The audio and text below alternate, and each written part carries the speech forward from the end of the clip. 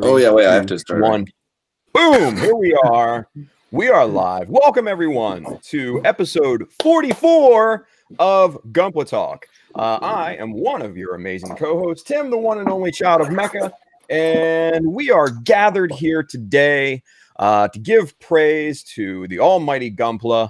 Hope you are in the mood for that. So with me, as always, is an amazing cast of characters. We also have a special guest this month, so we're going to go around, introduce everybody, get to know one another, have a big group hug, and then we're going to move into some news. And after that, we're going to start talking to our special guest, Mr. Ryan Lau, Canadian GBWC winner from last year, and might I add, 4th place world finals, man. That's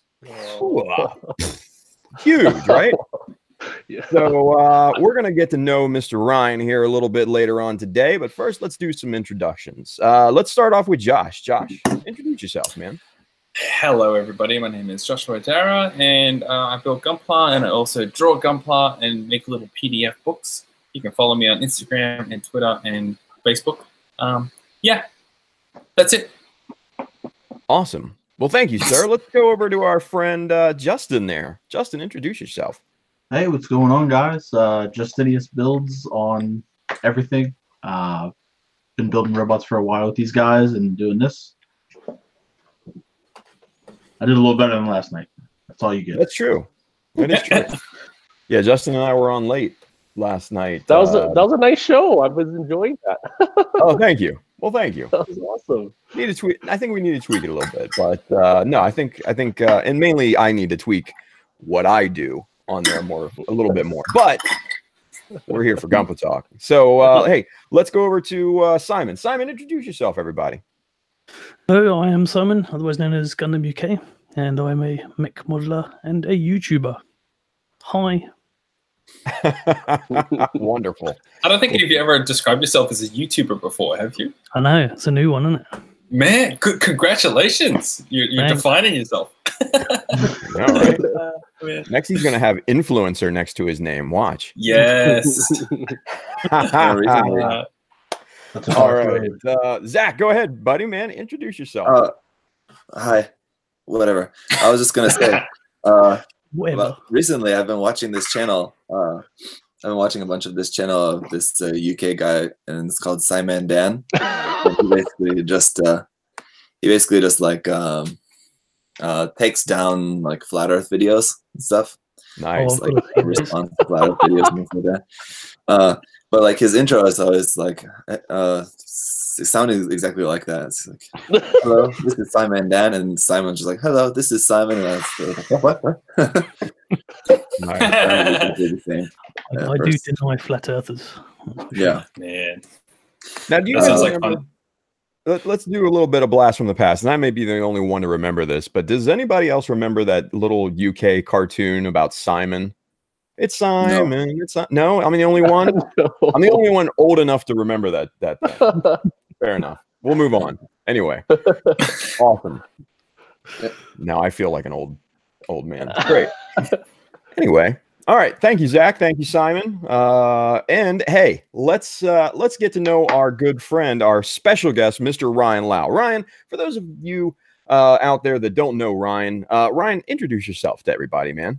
Hey guys, my name is Ryan, and I am a Gundam modeler, but I also like crafts in general. My wife does crochet and knitting, so I help her a lot with that stuff as well too. And so I feel like we're always using our hands and making stuff.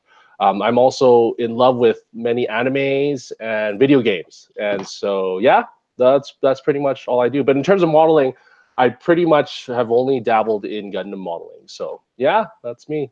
Nice. What's your favorite video game? My favorite video game? Well, I'm playing Kingdom Hearts right now.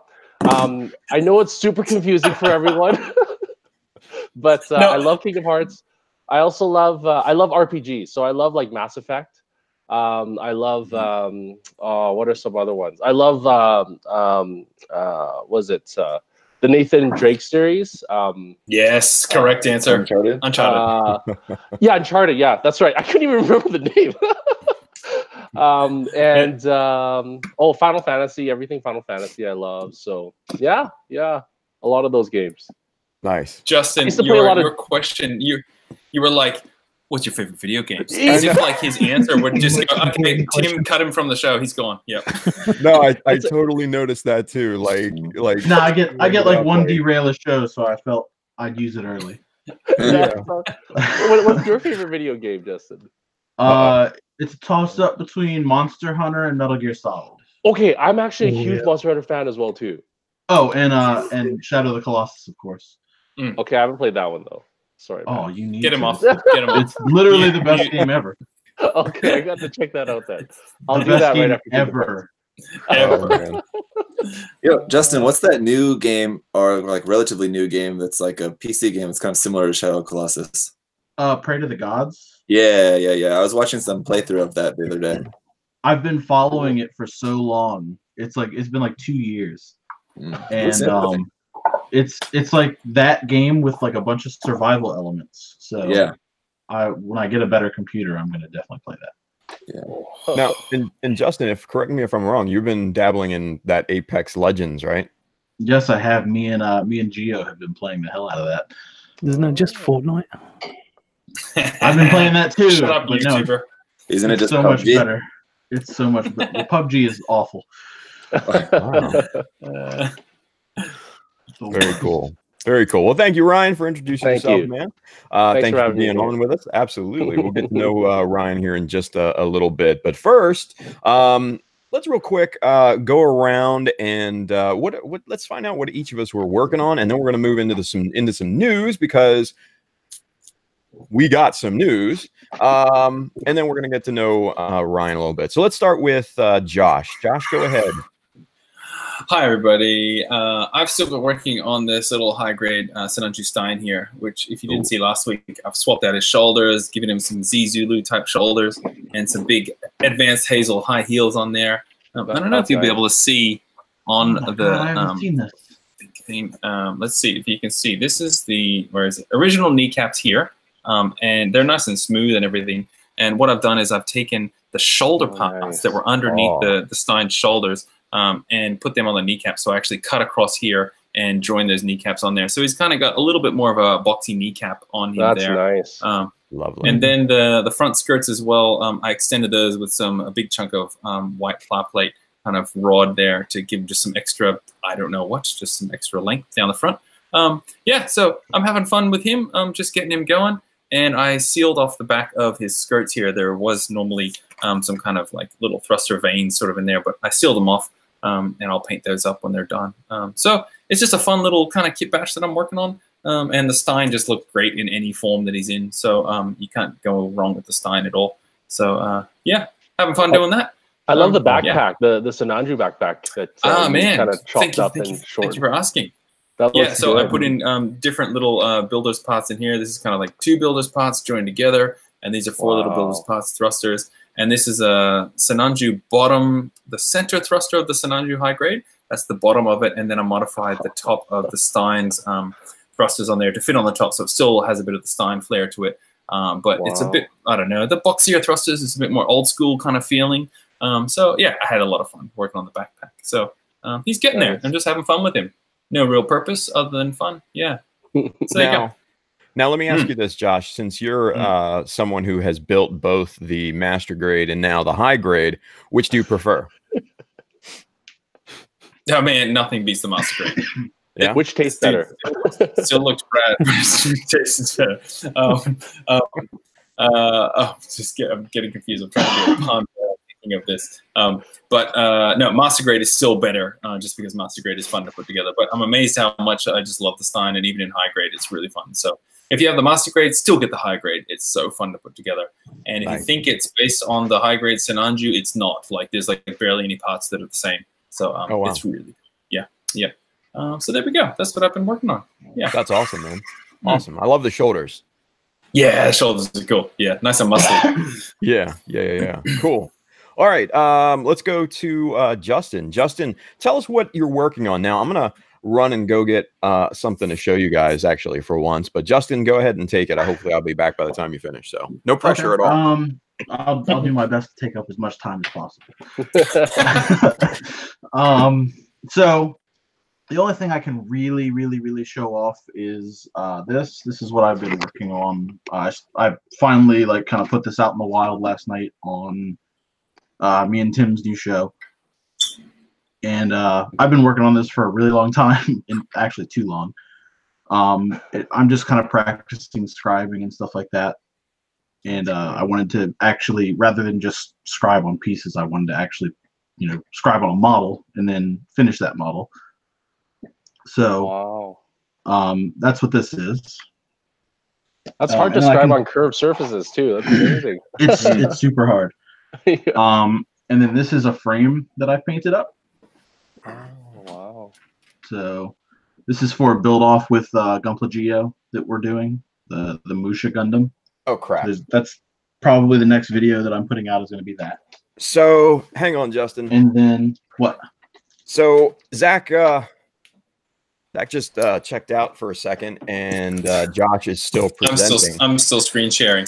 So we're only seeing Josh now. Josh, so what we're gonna need you to do is kind of do play-by-play. We're gonna need you to do play-by-play and describe what you see Justin is doing here. How about Justin's doing? How about I leave the show and it should reset and then I can come back in? Oh no, here's Zach's back. Hey Zach, Justin for us. Yeah, there you go. There you go. All right, now Justin, you're gonna have to do that all over again. Sorry. The whole thing?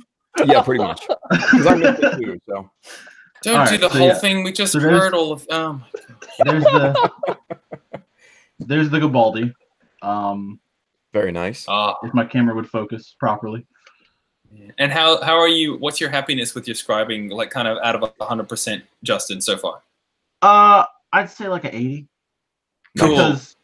Because like this line here that runs across the bottom, I stole from the SMS version, and then I added all the rest because I didn't like just that one line. The skirts are all me. The chest so far is all me. So it's tough. It's the hardest part of the whole thing, is coming up with lines. But I'm happy with what I've come up with so far. That's awesome. There's that frame again. Nice. Really nice.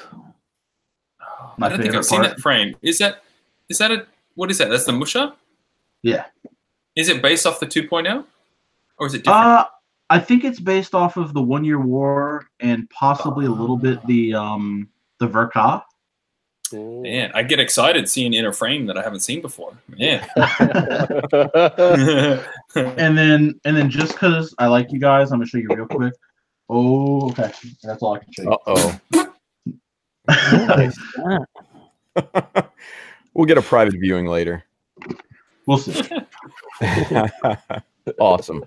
Well, thank you, sir. All right, Simon, what are you working on, man? I'm actually not working on Zach. All right. Always gonna get. Oh, I can't unpresent myself. He walks away at the perfect time, I swear. Oh, dear. There we go. Okay. All right, now you have a few minutes, Zach. Right. No, you don't, because I don't have anything on my workbench. Oh, geez. Don't go, Zach. Nice. All I have is my humble HG ground type at the minute that I'm painting up for E-models, and that's about it. I love that model. Oh, it's so nice. It's so pretty. I was gonna say that looks like a solid build for a little high grade like that. Yeah, it's just proportionally so nice. It's got tiny head, great big shoulders, really long legs. That's what we like. Yeah, that's perfect. Nice. I like the rounder head of the high grade as opposed to the kind of oblong head of the master grade. That's a good observation. Yeah, definitely. Yeah. I like that so much more.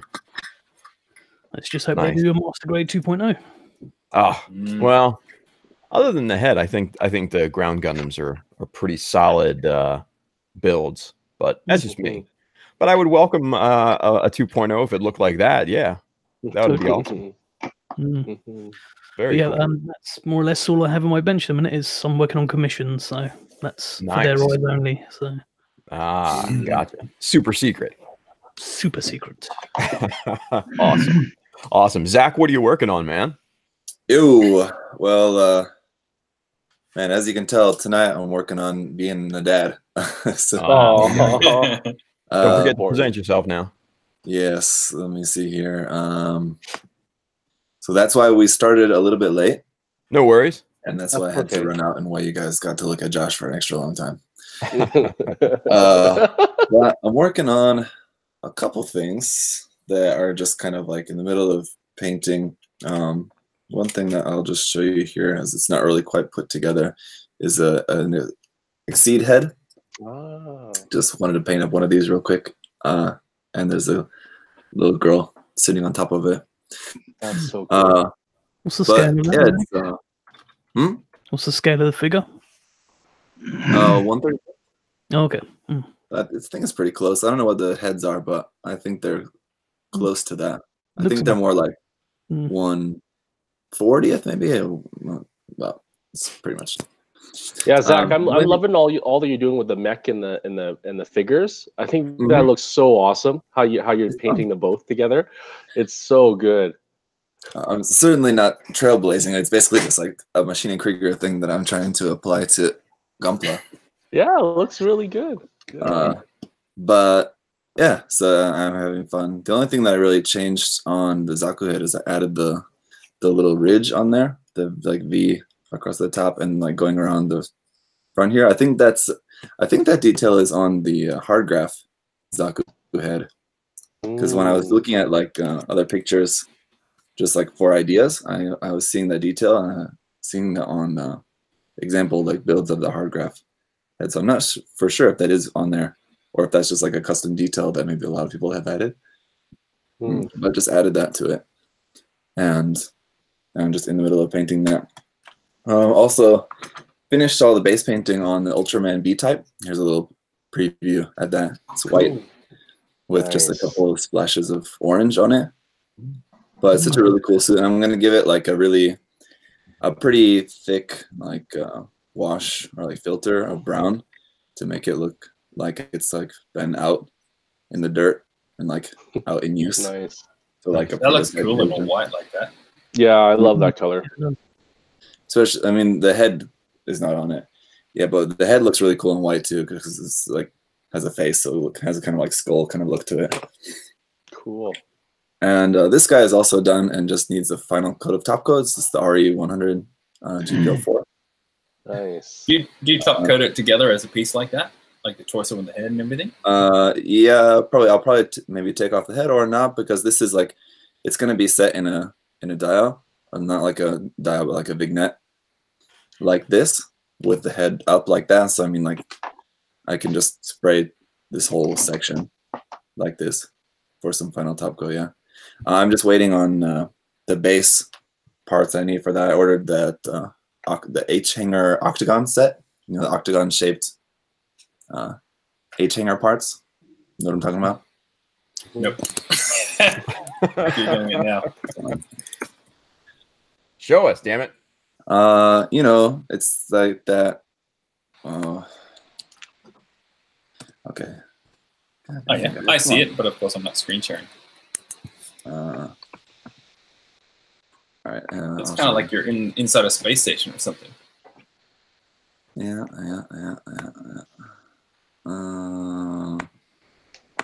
Here we are. This one. You got it? Cool. Yeah. Oh, one of those. Okay. What I want to have it doing is to have it just maybe like 3 or 4 walls of that, so not like a full like semicircle, you know, octagon like that, and have it just underneath, just underneath the Gundam. So he's like kind of leaving up out of the hangar, so he's kind of like flying along. And the reason for that, basically the entire reason for that, is because of how difficult it is for that Gundam to hold its very long gun. Simon can probably tell you about that, or any of you guys if you haven't built it. And Isn't so what I just have it doing is just like holding onto the top of the gun. So it kind of looks like that the image of the Sazabi as it's like walking out of the hangar, hanging on, like holding on to the long rifle, you know? Right. So like here's the arm, it's just like holding onto the top of the gun like that. Oh, nice. Mhm. So it's gonna be like flying out of the hangar, holding onto the gun like that. So Cool. I'm just That's waiting so on the cool. next parts now. And then actually last night I gave the Tristan his first bath, so he's ready to go in for first coat of primer tomorrow. No way. Jeez. But still a lot of work to do it. That's just like the test coat, so I can just see how everything's looking, and I need to go. I'm sure there's still going to be a lot of sanding and stuff to do, and then I want to go in and do some scribing and adding some details and things like that. So it's not ready for paint yet, but it's at least getting there. So Nice. that's cool. Nice. And last night I streamed building this guy, but I had to cut the stream cool. short. Oh, so, How is it? It's cool. Yeah. Yeah, I had to cut the stream short last night as well, just because Noah woke up and I had to go.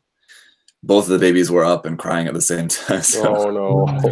I had to cut the stream short, and then like afterwards, like start the stream again. And it was already like late, and I was tired, but I wanted to finish it before going to sleep, so I was like, I'll just do it up real quick, not on the stream. But I'll talk about this in the review, but I'll give you guys just a little preview, and anyone else who's watching now, that on the fingers, it's a really cool thing that they only have a ball joint at the base of the finger, so there's no joints in between the individual joints on the fingers.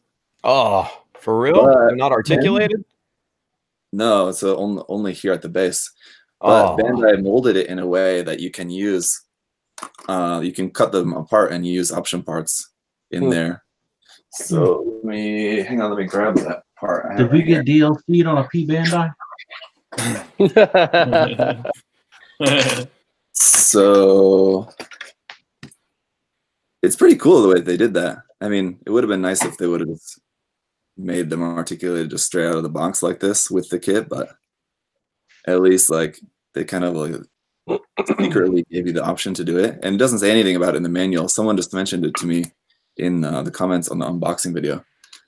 But if you can see, this is the inside of the finger. And you can see there's like a space for a ball joint here and in here. oh, No way. That's That's awesome. for these option parts from the ball and arms. These little option parts here you can stick inside the fingers. Wow. Make And they don't individual mention joint. it in the manual. Yeah, it's not in the manual, but some clever Japanese dude figured it out, and someone on the blog. Someone That's saw it on the blog amazing. and shared it with me. So you can, it's made so that you can fit those parts inside the finger joints after you cut the joints apart. That's awesome. So if you cut the finger joint and you get that Bolden part, do you have to cut or mod the Bolden part to get it in? Yeah, I think you might have to just like cut it a little bit shorter, but Okay. otherwise. And then does it peg in, or do you need to use glue? Yeah, I think like I would just glue it in just to be Right. sure, but you may not need to really. Because I think that's awesome if you could just peg that little joint in and then the ball joint pops on. That'd be Yeah. But, wow, cool. That's a great But it should design. be simple enough mod, so Yeah. I'll mention that in my review, and then probably later on, maybe later this week or something, I'll just do it in a separate video, just like showing how to do it. But that should be pretty cool. Nice. That's awesome. Yeah, when you were holding up the Quibbly before, I'm like, man, people who are not into Gundam, again, this is a classic case of us going, wow, look at that, and it looks ridiculous. It's The so wings, silly. the shoulders, and the big hands, and we're like, Yeah. yeah, that's really cool, man. And it's quite big. I have never built a Master Grade Cubelay before, and it's quite large. It's a nice silhouette, you know. Mm-hmm. Yeah, those hands are awesome. What scale would you say those hands are? Are they like I guess it's like 1/100, but like could you use it for like a bigger? Well, I don't know if you'd want to use it anyways for another kit, but just out of curiosity. If you wanted to use it on something like a PG or even a mega size, I think they would probably work. They probably look probably about the same size as 1/48 scale mega size Gundam hands. Similar to that, yeah. So cool. Imagine a 1/48 Barbatos with those hands.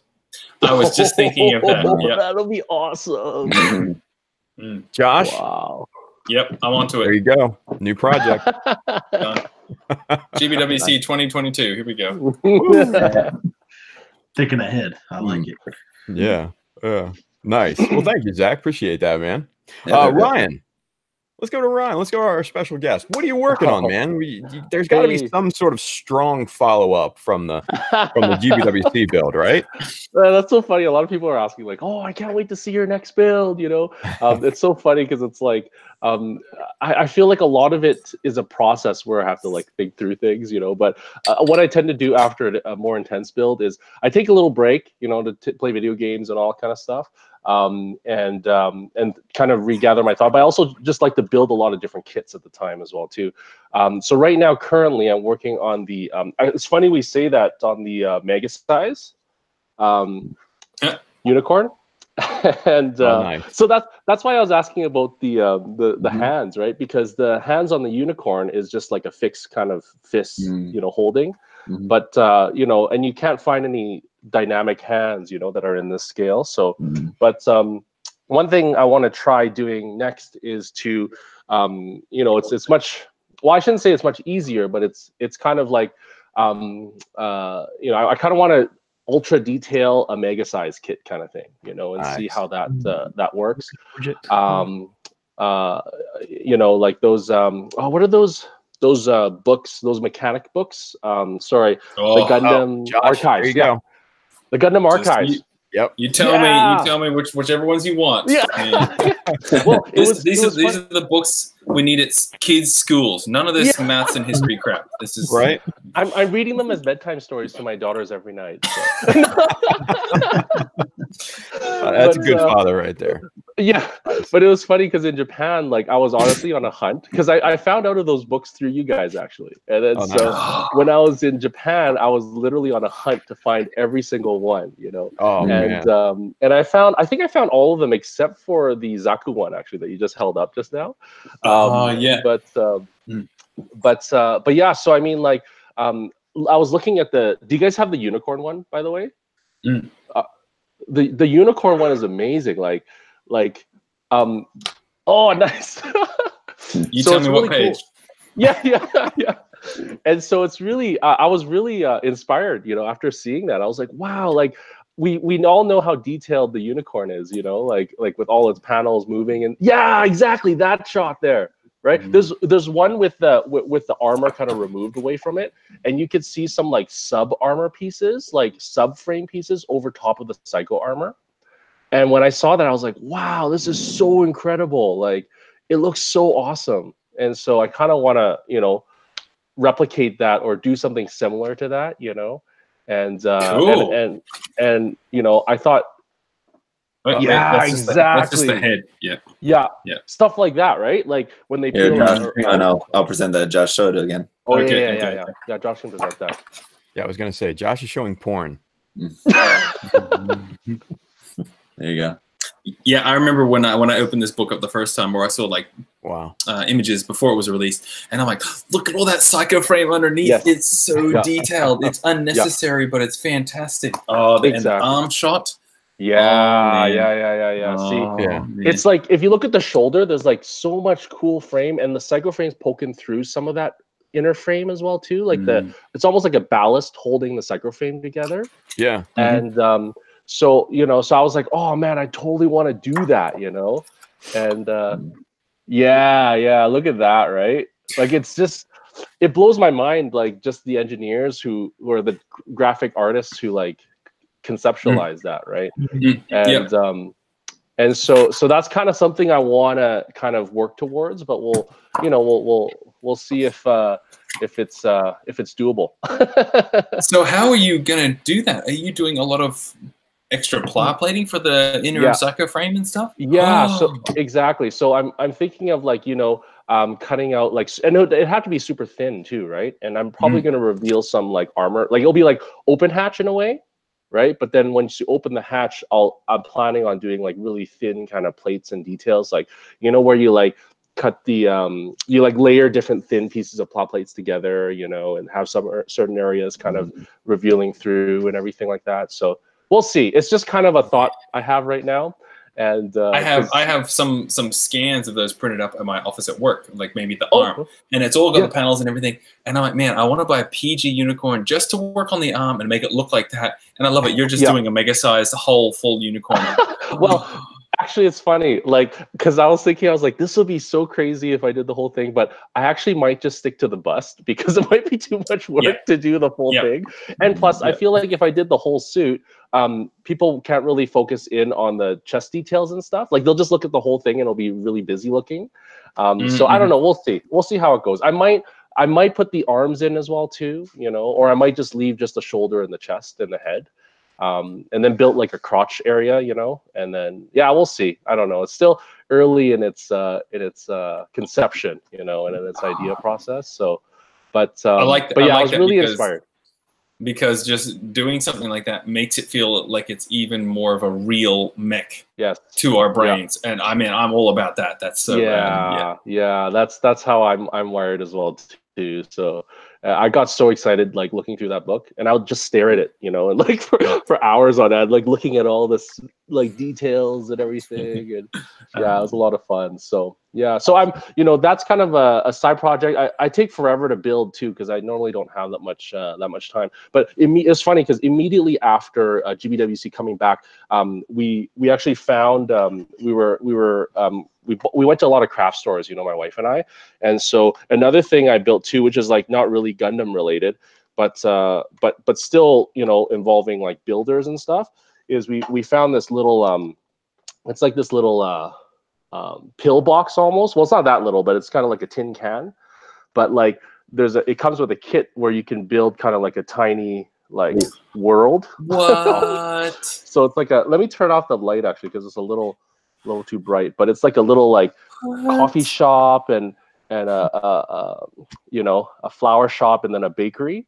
Nice. Is that like is that all like laser cut paper, or how does that go together? Yeah, great question. So basically all these like labels and stuff were all you just cut them out from the instruction manual.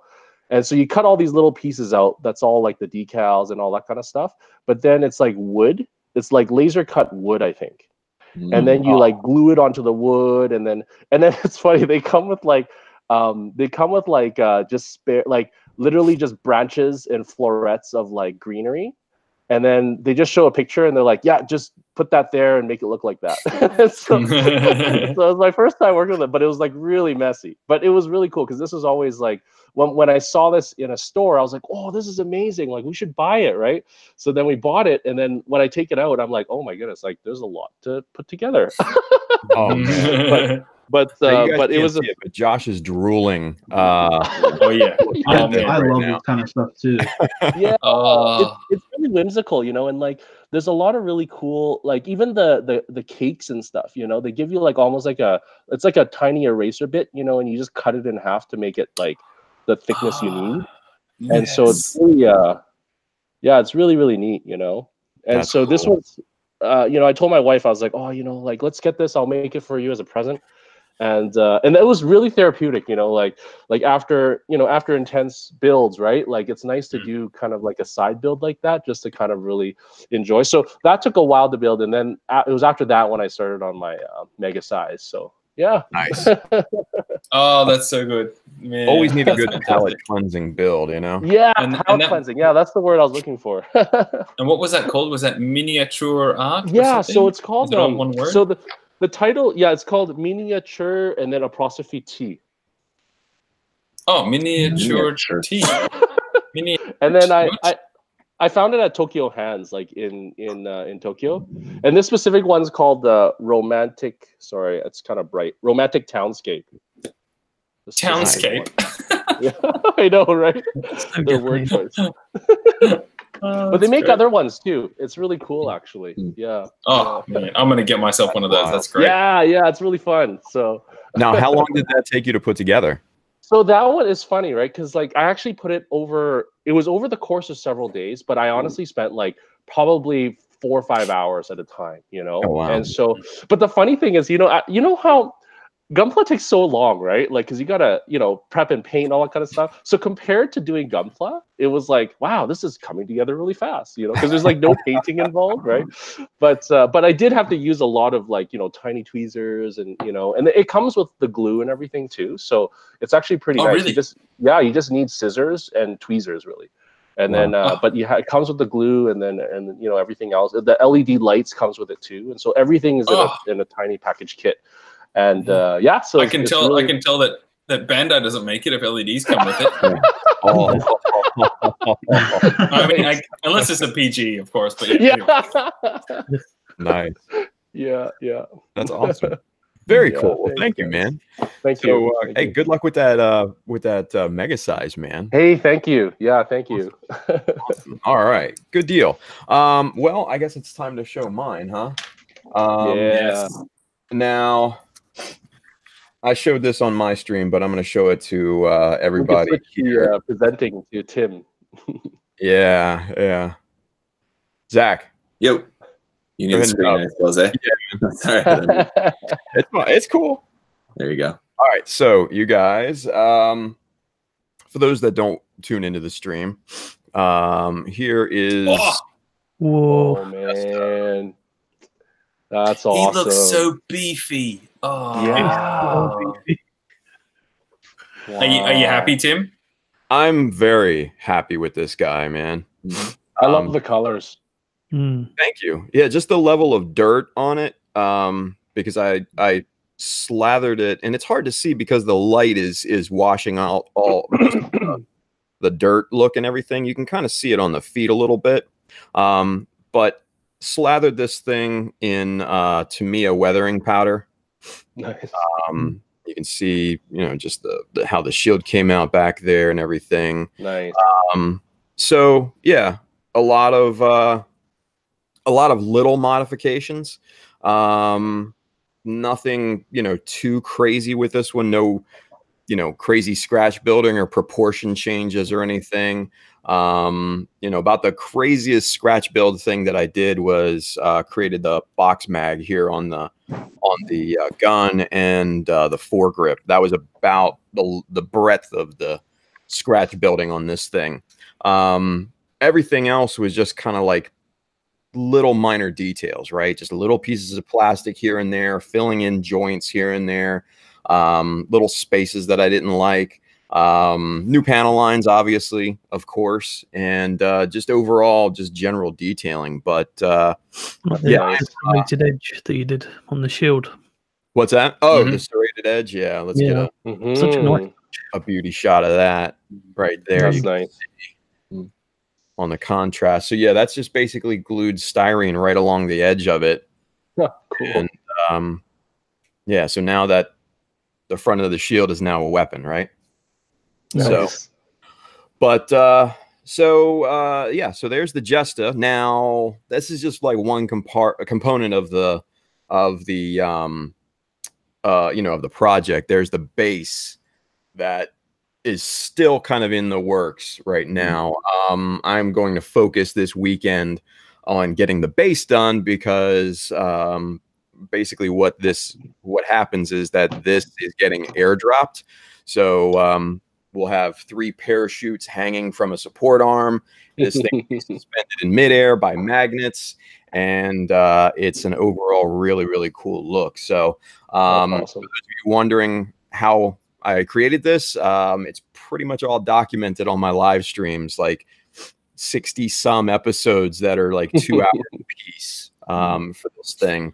Now, mind you, we get off topic here and there a lot, but it's a good time. So if you guys are interested in seeing how that was created, yeah, check out the live streams. But yeah, I'm real happy with the Jesta, how it came out, and hopefully this weekend I can get the base done and then knock out some proper pictures to really show all the details and stuff for this guy. Nice.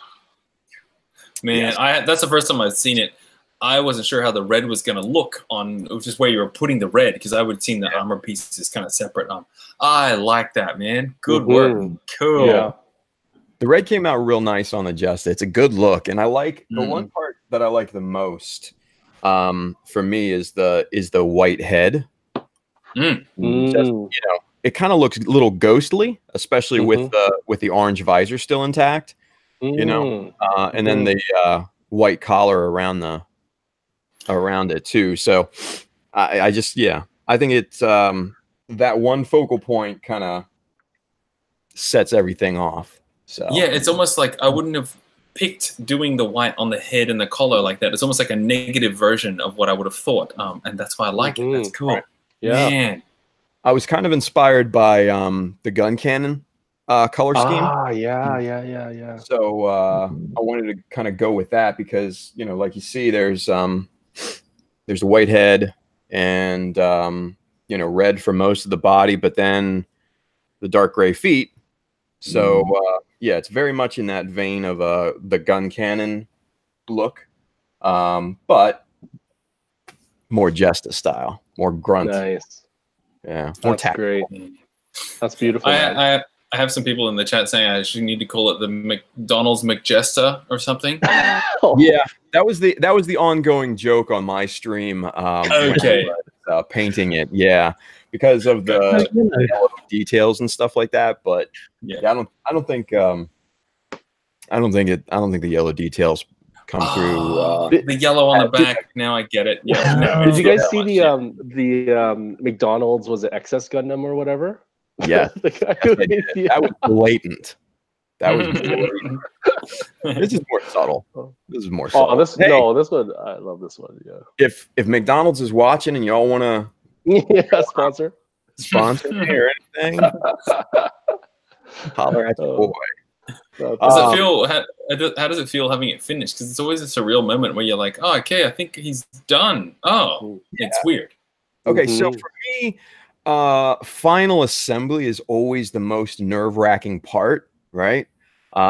Because you can plan ahead no matter what you do, but there's no planning for final assembly because you never quite know how those pieces are going to fit together perfectly, you know, with the layers of primer and paint and clear coat and whatever else, right? So those tolerances that you planned for are completely thrown out the window. And you guys know this, but it's just it was extremely nerve-wracking because some of the joints that I thought were loose before putting it together were super tight. So I actually had to sand down, file down places, drill out holes again to make this thing fit. So yeah, it was nerve-wracking, but yeah, it's a huge relief. Yeah.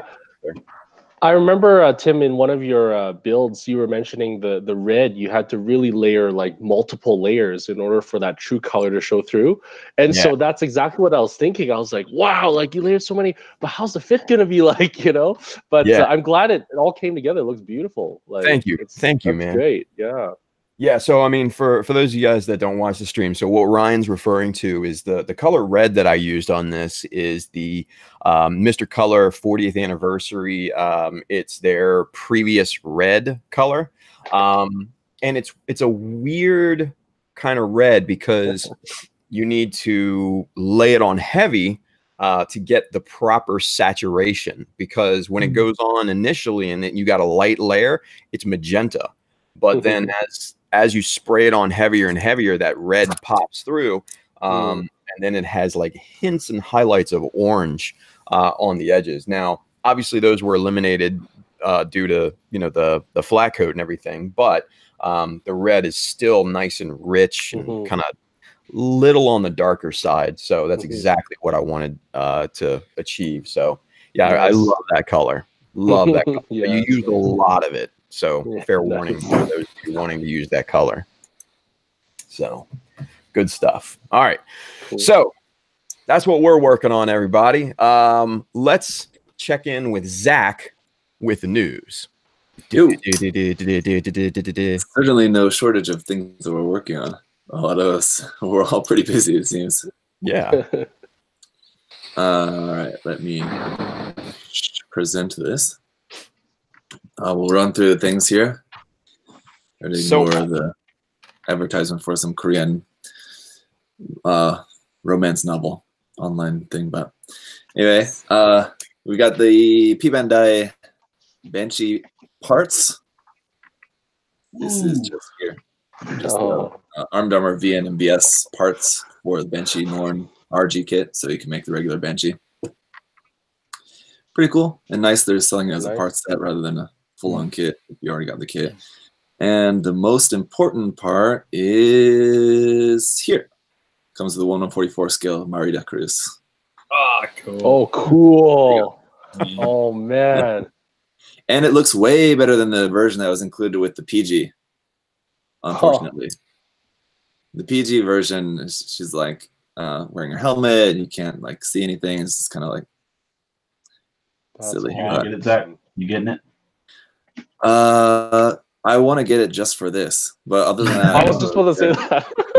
Other than that, I don't really care too much about that. So, if I was really heartbroken. I was really heartbroken about the RG Banshee because I wanted this version. Yeah. Because I've never built a Banshee, so like the only Banshee we got was the Norn. Yeah. And you know, so that's what I got. One day I'll finish painting it. Yeah. Yeah. So I don't know if there's anyone out there watching who's planning on getting this but doesn't really care all that much about the pilot figure, then please let me know. I'll gladly buy the pilot figure off of you. Because I mean, the RG Banshee is a cool kit, of course, and I do prefer this version of the Banshee, but I kind of not really too bothered to want to have to buy this because just have so many different unicorn kits already. So, but anyway, it looks cool though, and again, the RG is a fantastic kit. If you've never built it, I would recommend it. A couple new HD Origin kits coming out, kind of out of nowhere, but they're just very slightly different versions of previous versions. This is the Red Comet version of Char Zaku 2, and it has new markings, stickers. Yes. And it includes the 2 Zaku machine guns, whereas the previous one did not. So that's kind of the only difference. It's got the regular machine gun and it has the belt-fed machine gun. Oh, okay. Oh, nice. So, otherwise, it's exactly the same. And that was the very first kit to come out in the Origin line. So coming full circle and finally just releasing a same thing with the machine gun. So not too much else to say about that. And then there's the Zaku 2 C6 R6 version. This one as well is barely different from the C5 version. This one, I can't remember what weapons the C5 came with. I think the C5 came with the regular machine gun. This one comes with the belt-fed machine gun, but the other difference is the chest part is different. The chest has this Vulcan in the chest there, and it has this new shoulder armor part with just the single spike on the end. How much do these kits go for? I think this is like 1,800 yen for this. Okay. Yeah. Okay. 1,800 would be the list price plus tax. So. Not bad. If you've never built it, if you don't have any of these, then I would recommend getting one. They're awesome kits, but yeah, they're solid kits. Huh? Yeah. What's that? Oh, I was just saying they're solid kits. Yeah, for sure. With really good knee bend articulation, like separation. Oh, so nice. Yeah, very cool. Speaking of the master file archive books, the new Gundam book is coming out next month. What? No way. I did not know this was even existing. Yeah. Stop. Notice how the three of us perked up right away when we heard new Gundam or new Master Archive book. Because I saw a master file and I'm like, master file, that's not. Yeah, I know. Archive. As soon as you see archive, holy crap! I didn't know this was coming out. This is great. This is awesome. Hold up, stay right there. No, go back up to the text. Go back up to the text, and it says including the Rigazi and Jagan in the book. Yep. What? Oh wow! Just pre-ordered that as we're talking. Oh, why am I even talking to you guys? I need to freaking pre-order this crap. Yeah, Jeez. hobby search. Bring up hobby search. Come on, quickly, and let's go. Oh, Pre-order. Yes, thank you, please. Oh man, thank you, Zach. That's Good crazy. That's good heads up there, Zacho. No problem. Yeah. Got the HG Magna core kit.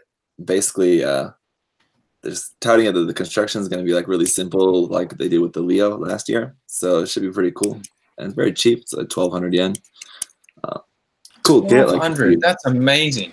If you are a fan of Wing, it's cool. They're doing more of the grunt suits from Wing finally. This one, I believe, like with the Leo, there was that old kit of the Leo that like existed. With the Magna Core, I think they've never made any sort of kit of this at all. So yeah, it just figures and stuff. So that'll be cool. Yeah, I think I kind of said it before. The tall geese have the like the cankles. This is like cankles up to like kneekles. Yeah, like, it's just the whole kneekles. That's great. Yep. Certainly got some tree trunks on him. The linkles. Yeah, it looks cool, and I'm sure there'll be 1 or 2 P Bandai variants of that out because there's like different versions of it as well.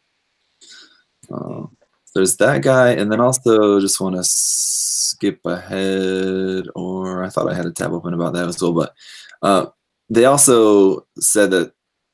Did I not have this open? Oh, here it is.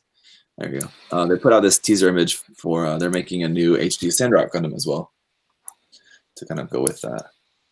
So that's gonna be cool. That'll be the TV version of that as well. I think there's no HD version of that. There's only an HD version of the Sandrock Custom from Endless Waltz. So there's that guy. That'll be pretty cool. Now, not to sidetrack the conversation here, but Josh, just FYI, I'm not sure if you knew this or not, but they make Master Archive versions for Macross as well. Wow. No, good call. I forget about that. I rediscover that every year and go, damn, I got to buy those, and I forget. Yeah, and yep, and the what is it, Gernsbeck? Oh yeah, for that too. Cool. Yeah. Oh, I didn't know that. Wow. As if you couldn't tell what I'm looking at. Anyway, sorry, Zach. Continue, please. No problem. This is not new, but I just want to put this point out there again because I still can't quite figure it out as to why this kit is so expensive. This is the new 1.5 version of the XS Gundam. And yeah, it's 12,000 yen, where just the XS, the XS by itself is 8,000. XS plus the maybe 2 or 3 like half runners that you need for the parts that are specifically only for the S Gundam. Yeah, and then the new parts. $40 US increase in price based off of just a few new parts, basically, right? Well, it does have the new parts for the chest, the head, and the shoulders that the Deep Striker had. Yeah, but still, that's not that many parts. So yeah, is it $40 worth of parts? I guess. Yeah, that's the big question. It doesn't. It'd be cool if they made like an expansion set, like with just the chest, like the new parts that you can buy just to add on to your old XS. That would be so much better. And yeah, because then the thing, the option of like having to choose, you can choose between the S Gundam or the XS. Like you think like, oh, that's cool, you have the option, but then it's like, oh wait, I'm paying $120 with one kit, and then I'm gonna have like just a shitload of leftover parts. I feel like this is one of those kits that should have just been a P Bandai. I don't know how it's gonna sell really well. I agree.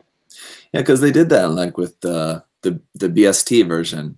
That was before the Deep Striker, so it didn't have the new parts that the Deep Striker has. But like, they did the BST as a pretty expensive. I think that was like around 10,000 yen for that one. Yeah, this one as a P Bandai probably would have been like a better idea too. But what's his little red thing on his head doing with the pole coming out? It's the income. It's the yeah. Does it what 0.05? Is that a wire or a cable or what? What is the income? It's a wire. What does the income do? Is that like send out? I don't know. It's like a wire guided funnel, basically. Oh, wire guided funnel. It looks like a yo-yo. Cool. Yeah. Yeah, right. He's doing sweet tricks. Man, and when he like kills somebody, he's like, yo, dad. Does the cat's cradle Flicks it afterwards? out. What's that, Simon? Does the cat's cradle, you know, thing where it swings in the middle? Yeah. Just the cat's cradle. Sick trick. Yeah. Oh, man. That's awesome. great. Oh, here we go. man. Now we're talking. Let's go. Let's talk about this. Nice. Okay. Let's just first take a moment to wonder what's Bandai doing with this janky ass box with like Yeah, someone what is that? finger poked a hole in the box there, That's horrible. like showing. Let's show off our new kit, but we need a hole in it. Well, just use your finger. Yeah, that was What the- thing, and somebody drilled in from the opposite side, not thinking that it was going to blow out like that. But Yeah. Somebody lost their job over that. You oh, joke you now. know that. You know Someone's that. homeless. Yeah. So yeah, here we have the 2.0, but this one as well looking a little bit more like a 1.5 in my personal opinion. Mhm. I don't know, man. It looks 10 times better than the original, though. It looks a million times better than the original, but I don't like the Yeah. shoulders. The shoulders are awful. Oh yeah. I mean, everything on the 1.0 is awful. And mind you, I mean this one. I don't like the shoulders on this one. Oh, you don't like the? I like the shoulders on this one. I wish they were a little bit taller. Well, Yeah, you a can little always make them higher. taller. I feel like they're not. They look too like they stick out too far, but they're not real tall. And is that because you think that doesn't line up with the anime, or is I just don't think it looks good. aesthetically? I just Yeah, don't think it looks yeah. good. Mm-mm. But I do like it. It looks pretty good. It looks more like one of the robot Damashi version anime releases, you know, where they're This does look a lot like that. yeah, where it's like they. If you just showed me this picture with no context, that's what I think this was. Yeah. So yeah, I don't know. It's almost a little bit too anime accurate for me. I wish that they kind of would have stylized it a bit more, kind of modernized the design a little bit more. It's all right, guys. We just wait another 20 years. We'll get to 3.0. It'll be fine. Yeah, right. That said, the skeleton system here for the armor is pretty awesome. Yeah. Mhm. I was taking bets that was going to be P Bandai Allen. Oh yeah, you and me both. Could very well be, Yeah, but it's awesome. That inner frame of that armor is fantastic. Oh, Yeah. Yeah, I love that. That looks so good. they Now, didn't mind you, have I to mean, do it. I can't believe it. Oh, What's that, Josh? they didn't have to do the inner frame like that. It could have just been pieces that go on. Like, Well, that's how the Yeah. 1.0 was. It just kind of tacked on to the original, right? I've got it around here somewhere. Yeah, they needed to do this to redeem it's themselves so from the nice. original. Now, I would have liked a more kind of a origin styling to this, but you know what? I'm going to take what I can get at this point. Yeah. Yeah, that's true. It's hard to say quite yet. I mean, it could look a lot better like once it's actually out and not just like in a kind of derpy standing pose like that. But Yeah, Mm. yeah. And I don't know if the hooks around the waist are doing it much justice either. You know. It's a bit off-putting. yeah, it was definitely needed. I know we all knew that, but that's out. The other big announcement recently was the RG Crossbone here, which is Yeah. that's going to be I'm very excited about this. Yeah, that's quite nice. Still not what I want, but I'll take it because it's Yeah. a real great. It's not a unicorn. That's going to be tiny, right? Yeah. Yeah. Oh, it will And be. I hope it comes with the cloak because that's really cool. Your cloak looks good, yeah. Mhm. Mhm.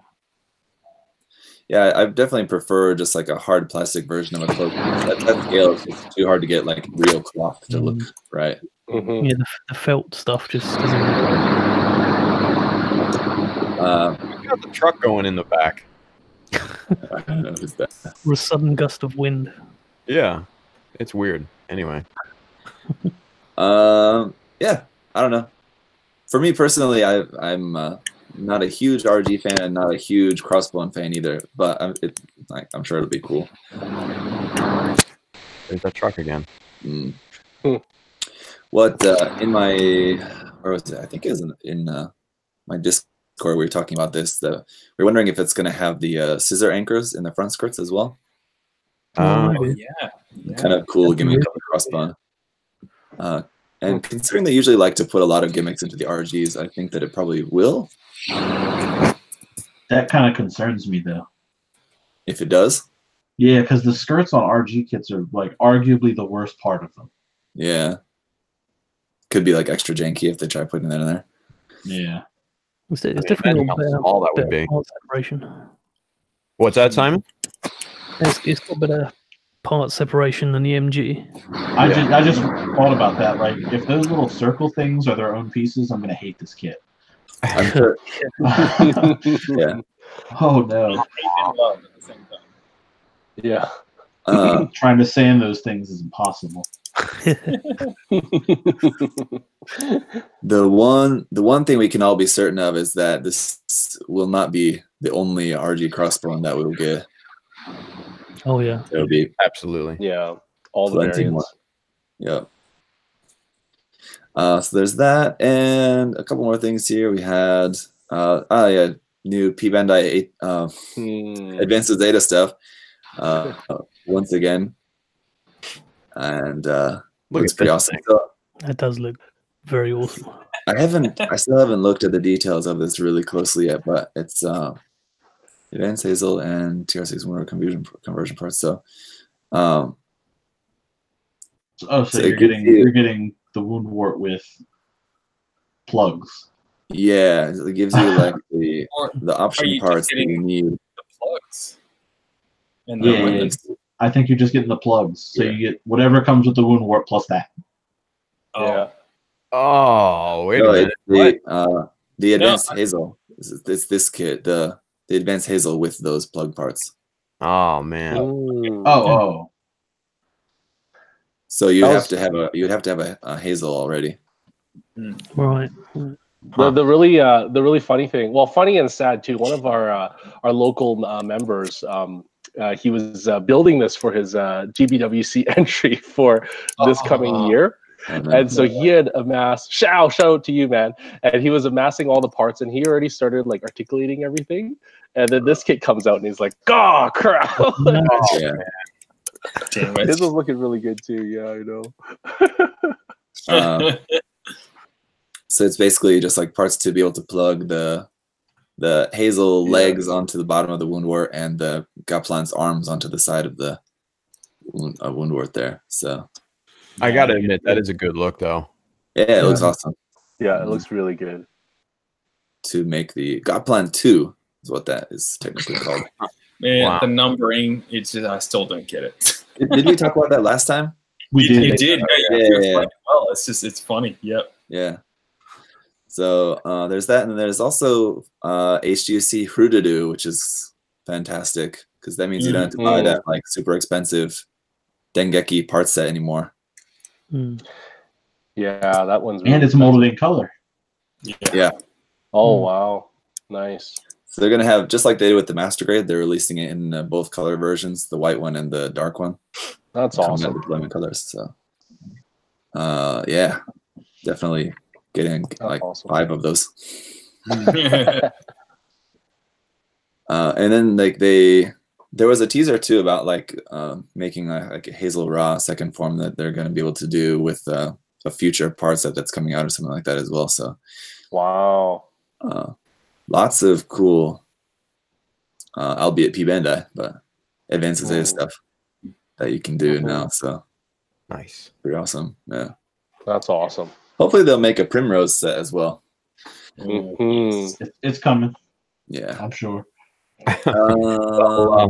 So Ricardo in the chat says, "Now's the time to sell your primroses." Yeah. Yeah. I have one of those actually. Oh man. Right. Got to get rid of that before. Because now those Dengeki part sets are pretty much going to be worthless now. Obsolete. Yeah. This was a tease, a P Bandai Dwaj kit. Here you go. It's a version of the Dom, if any of you are unfamiliar, but featured in Gundam Unicorn. What I haven't seen which grade this is going to be, HG or MG. And from this tiny little portion of a thumbnail that we can see there, it's kind of hard to tell if that's HD or MG, because the MG is pretty low on details too. So they don't give you a lot to go off on for this book. Damn you, Bandai, and your secretiveness. Probably HD if I had to guess, but it would be cool if they made this as an MG. That said, I actually have a resin conversion kit for the MG to turn it into an MG Tuaj. So I should work on that someday. But yeah, so there's that. And then the last thing here, this is they teased this new kit from Victory. I have it in this like frosted box, but everyone's already pretty much easily determined that it's the second Victory. And in case you're unfamiliar with the second Victory, it looks like that. All right. Yeah, it's really cool. It's basically just like different equipment on it. Yeah. Oh, that's cool. And it's got that kind of cool equipment on its back, and so it's pretty easy to tell that. And also, you can tell from how big the kit is compared to the base that it's on that it's going to be a master grade. So it looks to be it's going to be a master grade second Victory. Man, people are amazing. I don't know. When I first saw that, I was like, wow, I have no idea. Like, some of these you can tell right away, and some of these, like this one, I had no idea what I was even looking at. Oh yeah, me neither. Yeah, The power of fandom. yeah, exactly. Well, I mean, it kind of lost me when I saw Victory. I'm like, all right. Yeah. You forgot the most important news. What's that? Zach? It's this.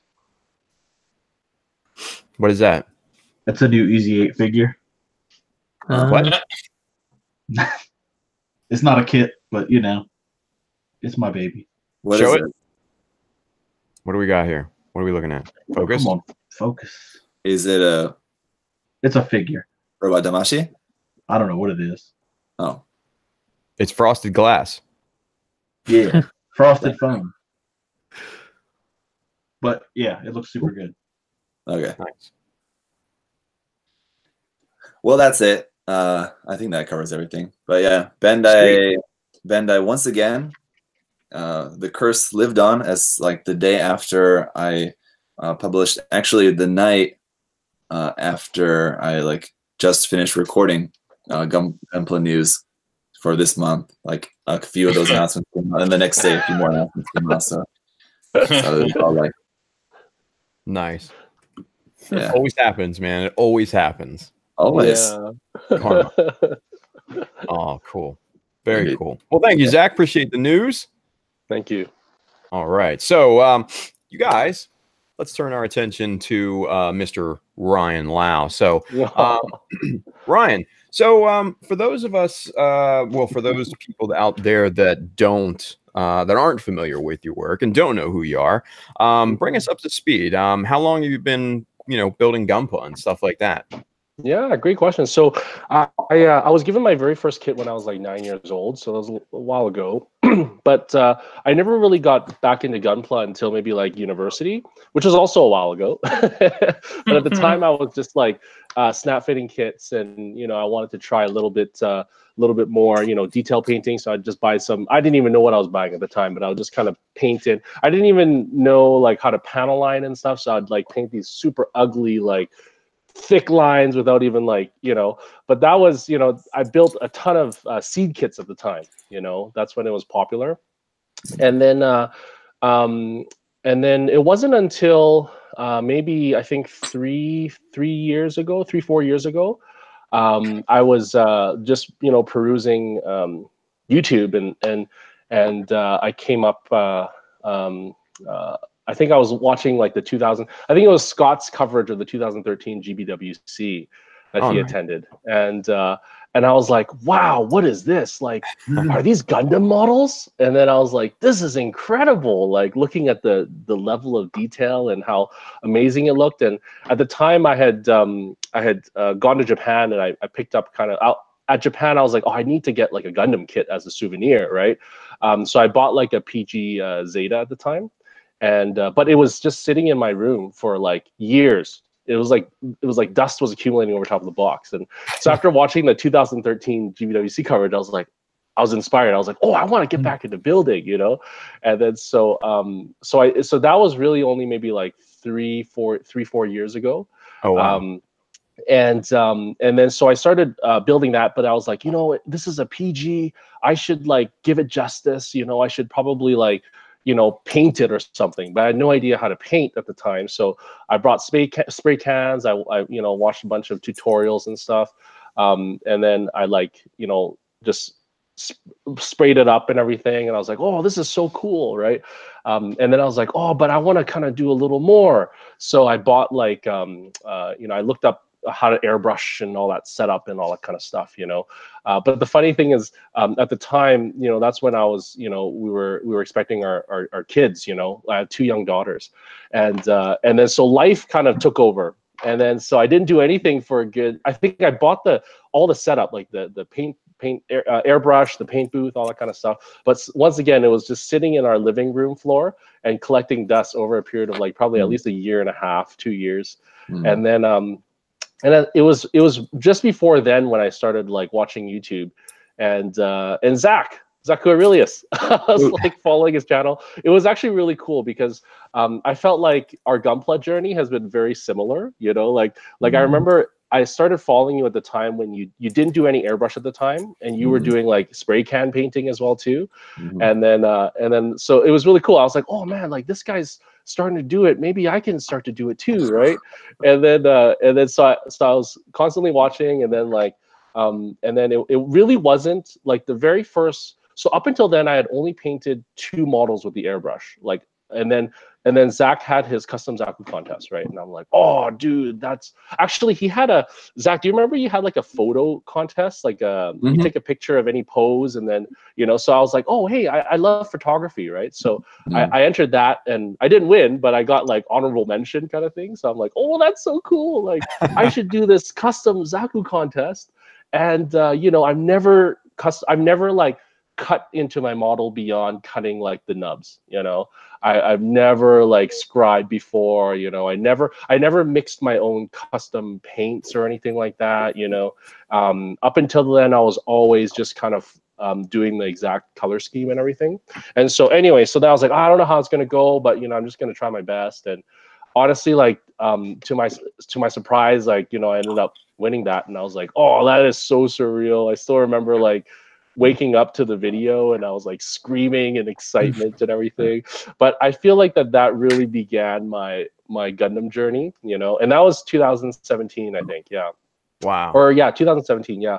And then that's when I was like, oh, this is so amazing. Like I want to start customizing more. And that's when I started like getting recognized with your guys' works, you know, like the 2015 GBWC video that you made, Josh. And I was like, wow, this is like so amazing, you know, with all these things that people are doing, right? And then Tim's 2016 and all these kind of things like just really inspired me.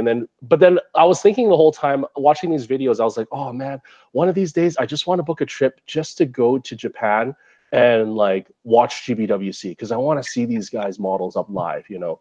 And it would be like a dream of mine just to like watch it, you know, just to be you know, in attendance, or just to even like go slightly after the event and just look at everyone's models, right? And then it was that year, which is 2017, when they announced like, oh, Canada is going to be added to the roster of GBWC countries. And I'm like, oh, that is amazing. So up until then, like I was not connected with the modeling community in our country at all. You know, I didn't even know if we had any like Gundam groups or anything like that. So immediately, like after finding out that GBWC was coming to Canada, then I, you know, then immediately I was, you know, searching up Facebook groups, because I didn't know any details about it. I didn't know when you know, how to enter. I didn't even know where it was held.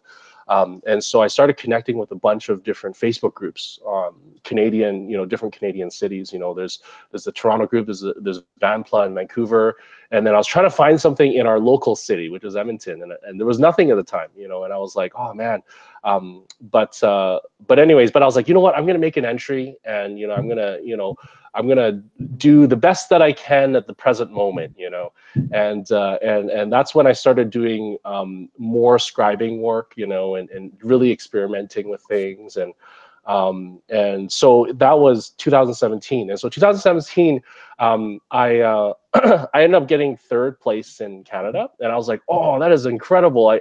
I can't believe it, because up until then I was kind of following everyone else's work in a way too, and I was honestly really blown away. I was really surprised, and getting that trophy, I was like, oh man, that's so surreal, right?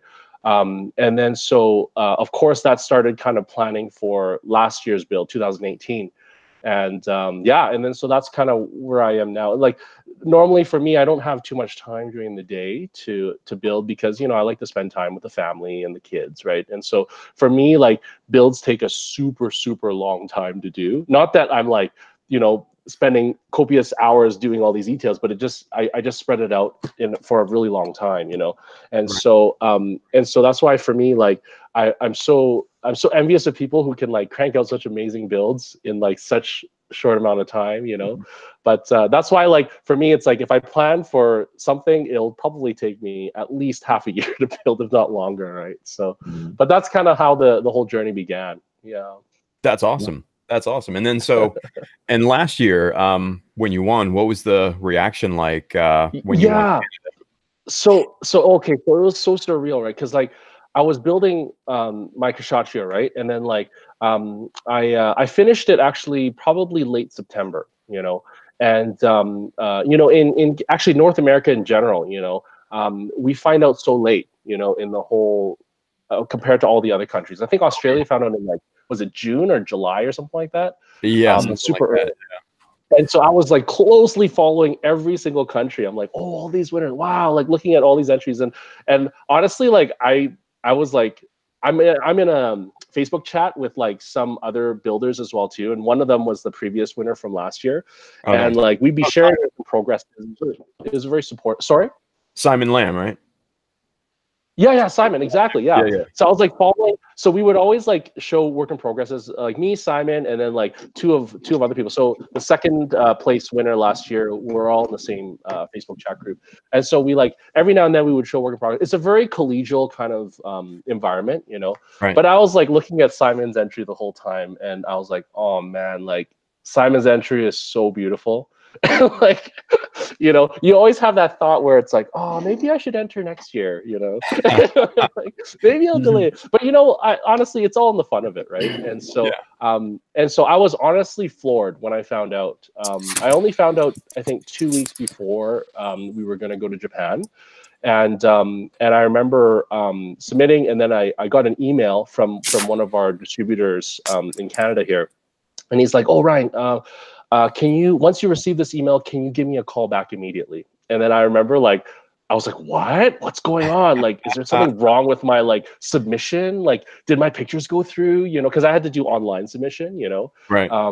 And then I call him back, and then I was like, hey, I'm Ryan, you emailed me, and he's like, oh, you're Ryan. He's like, ha, ha, ha, ha. He's like, well, congratulations, you're going to Japan. And I was like, what? That's crazy. Like, I was just like, I was so excited, and like, it's one of the, when you plan like so it was interesting because all up until then, like I've never been like I've never really like been a champion before, or like won something like really big like that before, and so it's so interesting because even up until that point, I was always like, man, like, I don't know how I'm gonna do, but that's okay.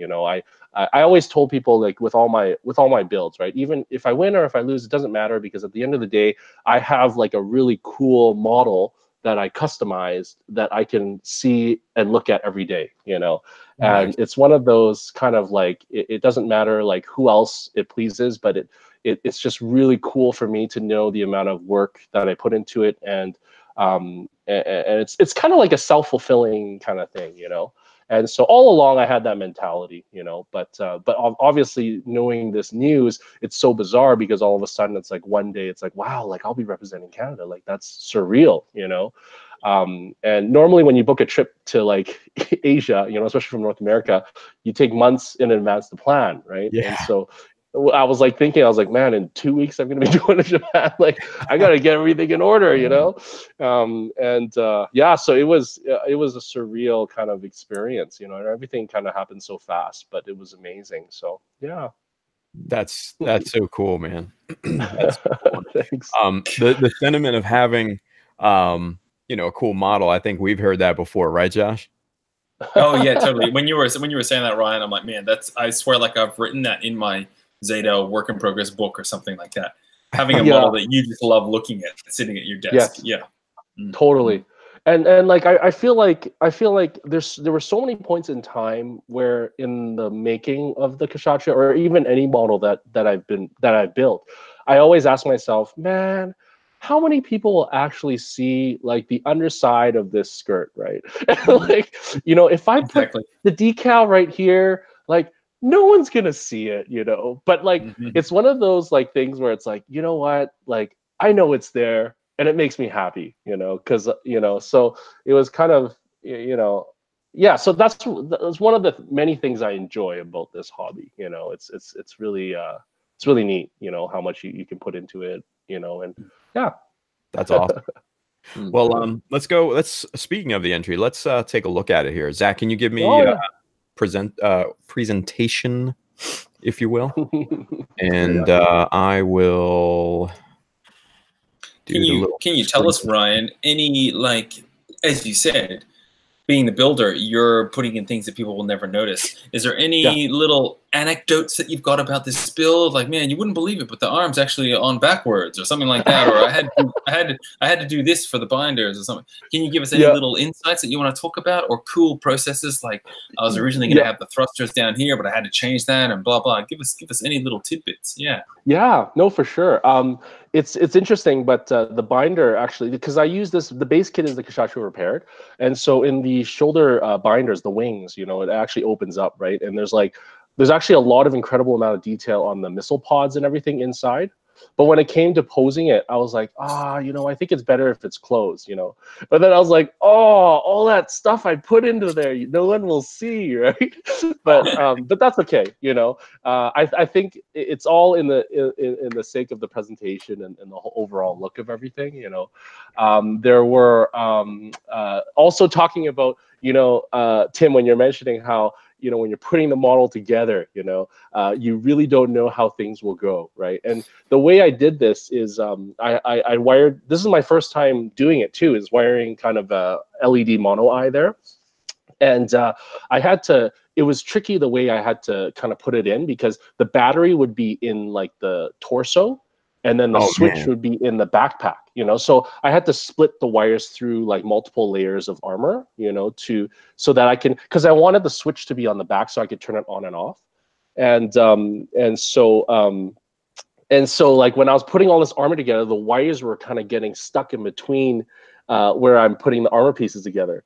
And so there was one point where I was pushing a little too hard, and then there was like a little crack that happened on the plastic, like in the shoulder part.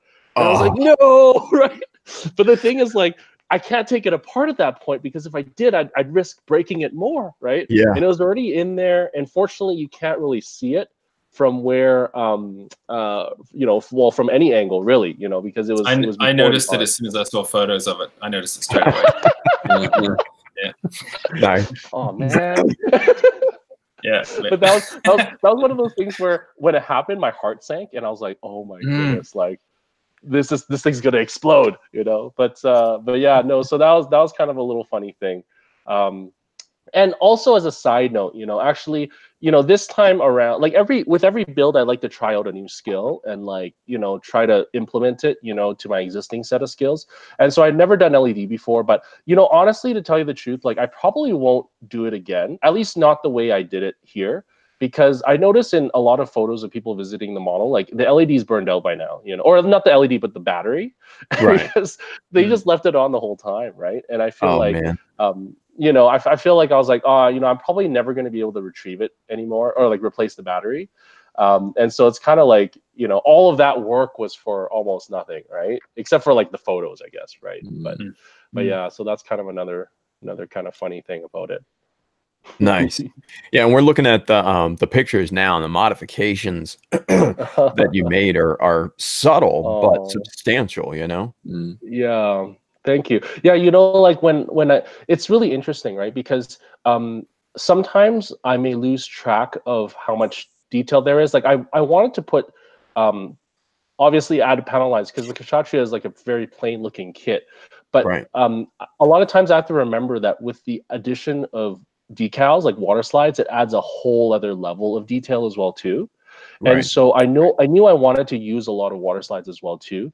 And so it was kind of a balance. Sometimes, I would catch myself because I would draw out all the lines before I would do it, right? So sometimes I would catch myself putting too many lines, and then I'd be like, okay, maybe I should back off because I know there's going to be a decal like right in this area, or I want to put a decal over here, kind of thing, And so it took a really, really long time to kind of conceptualize where to put the lines and how to do it, So. Yeah, adding decals like that adds like maybe 25% or 30% sometimes to the details. Yeah. So I totally feel what you're saying. Yeah, you got to pull back before you have the decals on, which is hard. Yeah, exactly. Because at some point when you have all these lines, and then if you want to put even more decals, it just looks really, really busy.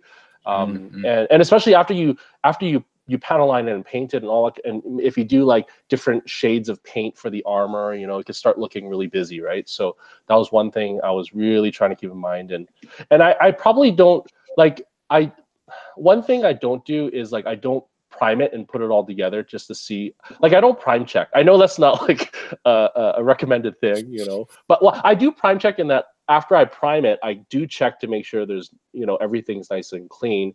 But I don't prime it and put it all together. Look at how everything's built together. Gotcha. And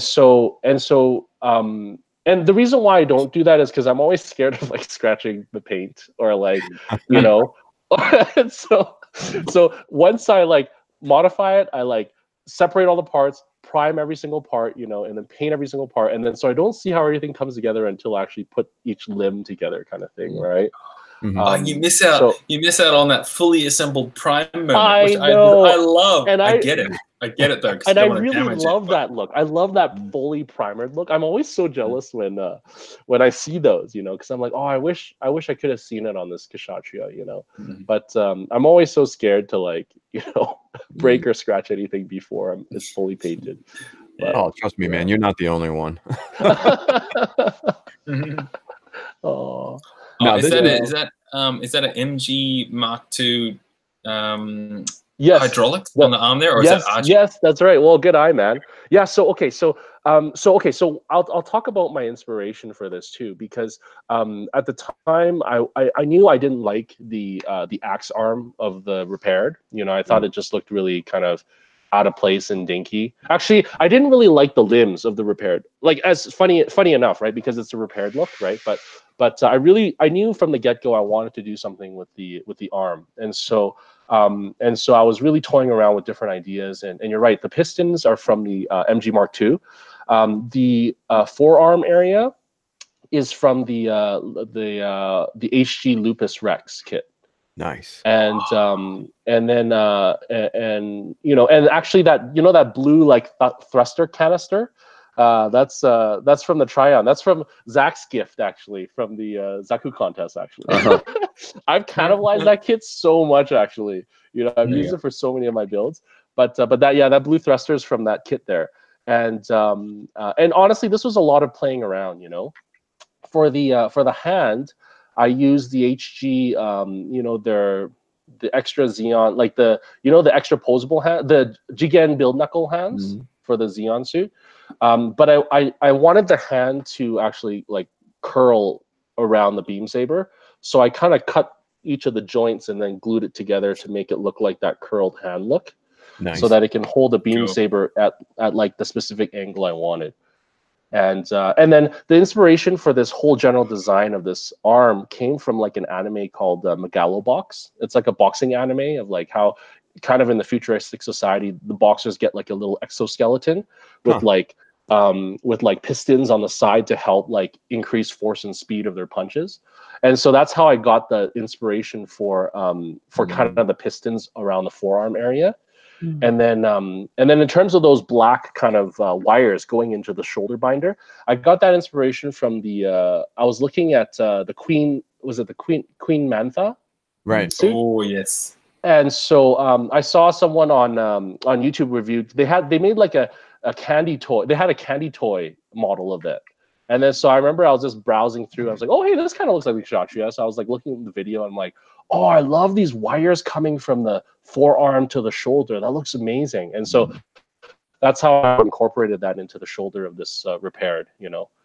And did you end up painting those cable wires or leaving them bare? How did you do that? Yeah, great question. So those cable wires are actually like earphone wires, like these things. And so because of the flexibility of them, I didn't want to paint them because I wasn't sure if the paint would like crack or whatever. So I actually just left it black. I did paint kind of the white inserts into the pistons though. I painted those like gray and stuff like that.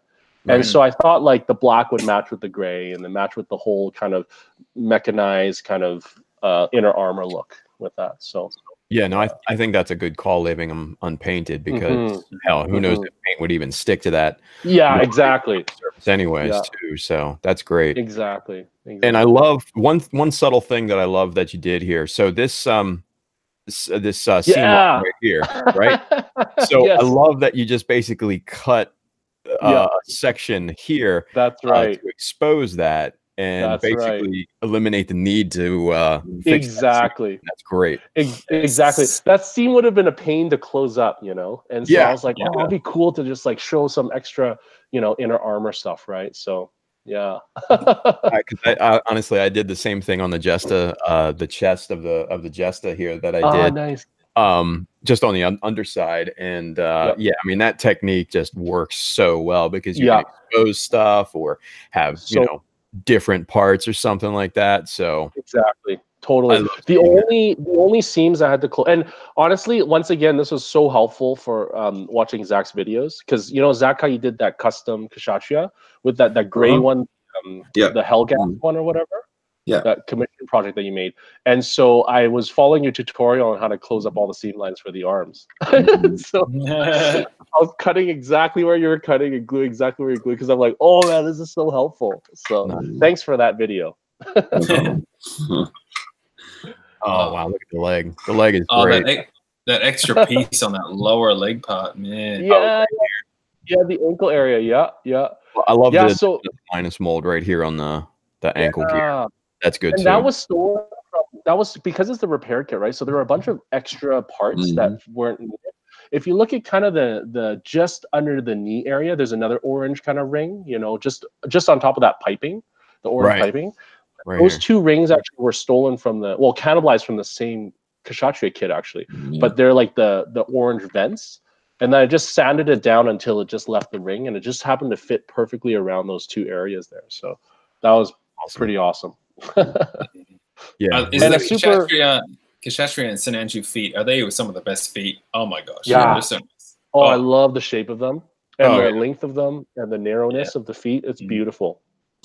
I just love the funny wraparound on, you know, the Kshatriya, these green wraparounds on the front of the toe. It's very similar to the Sazabi and stuff too. I love that look. It's like Velcro shoes when you were a kid and Velcro was cool. Wow. Velcro's still cool. Yeah. I mean, there you go. You bet it's so cool. They're coming back in. Yeah, for this one's really funny actually because the articulation of the Kshatriya is actually pretty terrible. Like you can see, like for example, the knee bend. It's like a little over 90 degrees, right? But I kind of wanted a more dynamic bend to it. So it's actually pretty easy to achieve that because there's this armor piece behind the knee where you just remove and then you can bend it way more, like basically like how you can see it there, right? And then the other thing is I wanted more of a toe point bend as well too, you know, for a more dynamic kind of flying pose. Right. So I did something super lazy here. I basically like removed it from the poly cap and then I stuck magnets on the back heel area, and then magnets on the base of the leg, and then it's just attached via magnets. So there's no like ankle actually holding it in. No, there's no ankle. It's just held in by the magnets. But one of the reasons why I wanted to do that too is because in case if I wanted to make him standing up again, then I could just remove the magnet and then pop it back into the ball joint, and then he can start standing up again, right? But but that was kind of a quicker mod that I ended up doing. I used a lot of magnets on this as well too, which is really helpful. Magnets free you up a lot for options. Oh yeah, totally. I mean, I like that because I can't imagine doing a GBWC and having it be in fixed pose. For me, losing that opportunity to change it later on just freaks my head out. I'm like, no, I don't want to be locked in. So even if you never posed him standing up on his own, knowing that you can is really nice. Yeah. I support that. Yeah, exactly. I totally agree. Exactly. Man. Yeah. And dude, magnets are not lazy. Magnets are just genius. So man. Yeah. The nice thing is you can also you can also paint them over top of them, and then they look like an added detail, like circular detail, right? So exactly, it's very inconspicuous, right? Like you can hide it really well. Exactly. You can put them in like a circular mold and just bury them, and no one knows. Yeah, exactly. Wow. Yeah. Look at this. Yeah, and so for so for this leg part, that little gas canister thing on the side, that's from the gun of the unicorn. Oh no! I thought so. That's like the exactly like that. I guess the ammo cartridge or whatever. Revolving launcher. The revolve. Yeah, exactly. That's right. Exactly. And then the foot is from also the HG Lupus Rex as well too. And I wanted to give it more of a substantial foot as opposed to just like a stub, like a peg leg. Yeah. And so that was one of the things I really didn't like about the design was the peg leg and the axe arm. And so from the very get-go, I was like, okay, I'm going to change this up. And so that's what we did there. That's awesome. I may have missed it, but how long was this build? How long did it take? Okay, so it's actually really funny because I started this build actually right after GBWC the previous year. I started working on it for like a month, and that was when I just started detailing the one leg. But then I actually gave it up for a while. I kind of stopped it, and I was working on. I wanted to build like a Hazel gigantic arms unit, and I was thinking, oh, that'll be cool as my next GBWC unit entry, right? But then after that, I kind of ran out of steam. And what I usually do is I like to just put models by my nightstand, before I go to sleep. So I happen to have this Kshatriya there just kind of sitting there. And then I was just staring at it. I'm like, man, this is such a beautiful model. Like I feel like I want to get back to it, So basically like I ditched my Hazel gigantic arms unit, which I had been working for 2 months at that point, And then I came back to the Kshatriya. So in total, I probably really started working it more seriously on it, like maybe February. And then but up until then, I had probably had a month of work into it already. So it took, maybe like 10 months, almost a year of work kind of thing. So nice. But yeah. Wow. Just the work on the binders is great too. I mean, even the detail just on these arms. Because they're so plain. I mean, look at them. They're so bad. They're so bad. Yeah, exactly. Don't you love it when you're like, okay, I'm working on the green bits of the binders. Okay, the binders are done, and you look at the hinges and you go, oh, I can't leave them. Oh no, damn it! Now I have to work on these. That's exactly what happened. I was like, man, these are terrible. Like, so those are interesting. Yeah, those are really. And the interesting thing is because like these binders are like support quite a bit of weight, right? Because the binders do weigh a significant amount. So one of the biggest concerns for me is like when I was, I didn't want to take apart the binders actually, or these binder clips, I mean, attachments, because I was afraid that like if I did, or if I sand it down too much, it'll become too loose, or if I paint it too much, I can't snap it back in together, or if it breaks, I'd have to buy a whole new kit pretty much, right? So I pretty much positioned it exactly where I knew the pose would be, and then I left it in that position. I didn't take it apart. I detailed it and painted the whole thing as one piece kind of thing. Nice. And so it's funny. I'm pretty sure if you were to like move it or bend it some more, you could see like the original kind of plastic underneath. So that's kind of a really funny thing about that. But yeah, that's awesome, man. I mean, and the total. I mean, obviously, we're looking at the total piece now with the explosion. The explosion has LEDs in it, right? Yes, that's right. So I that's one of the biggest like hardest things to figure out is how to light up kind of thing. And with that, it was actually really nice because there's these portable kind of LED lights that you can just get. And then you could change actually the color of them, you know. And so, so I was walking around our local Home Depot one time, and I was looking for LED. I was toying around with different ideas. Like I was even thinking of putting like a light bulb in there, and then just drilling a hole through the base, and then hardwiring it in, kind of thing. But in the end, I was like, oh, these portable things are amazing. But the thing is, with the portable lights, actually, I didn't even show this in my work in progress. But like the LED basically has like 9 LED lights on this puck. But it was, when I put it in, it was too strong. So I was like, oh, how am I going to diffuse this? And so at the time, my daughters had this little candy toy capsule, and it was like a clear capsule. And I'm like, oh, this is amazing. I'm just going to sand the whole outside of it so it's like matted. And then I just literally, you know, it's even stuck on with like sticky tack, you know. And then it diffused the light perfectly and evenly in the whole thing. And so that really was a game changer in terms of making the explosion look more realistic. So yeah, that's great.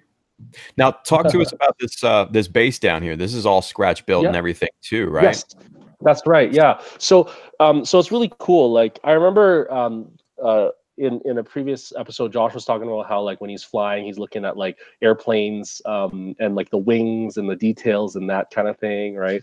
And so I was like, wow, that's such a good point, you know, like looking at other kind of mechanical things, you know, like airplanes, ships, or anything really for inspiration. And so I was stumbling upon kind of, you know, just browsing the internet, and I kind of saw like the inside of a jet hangar, you know, that was like a cut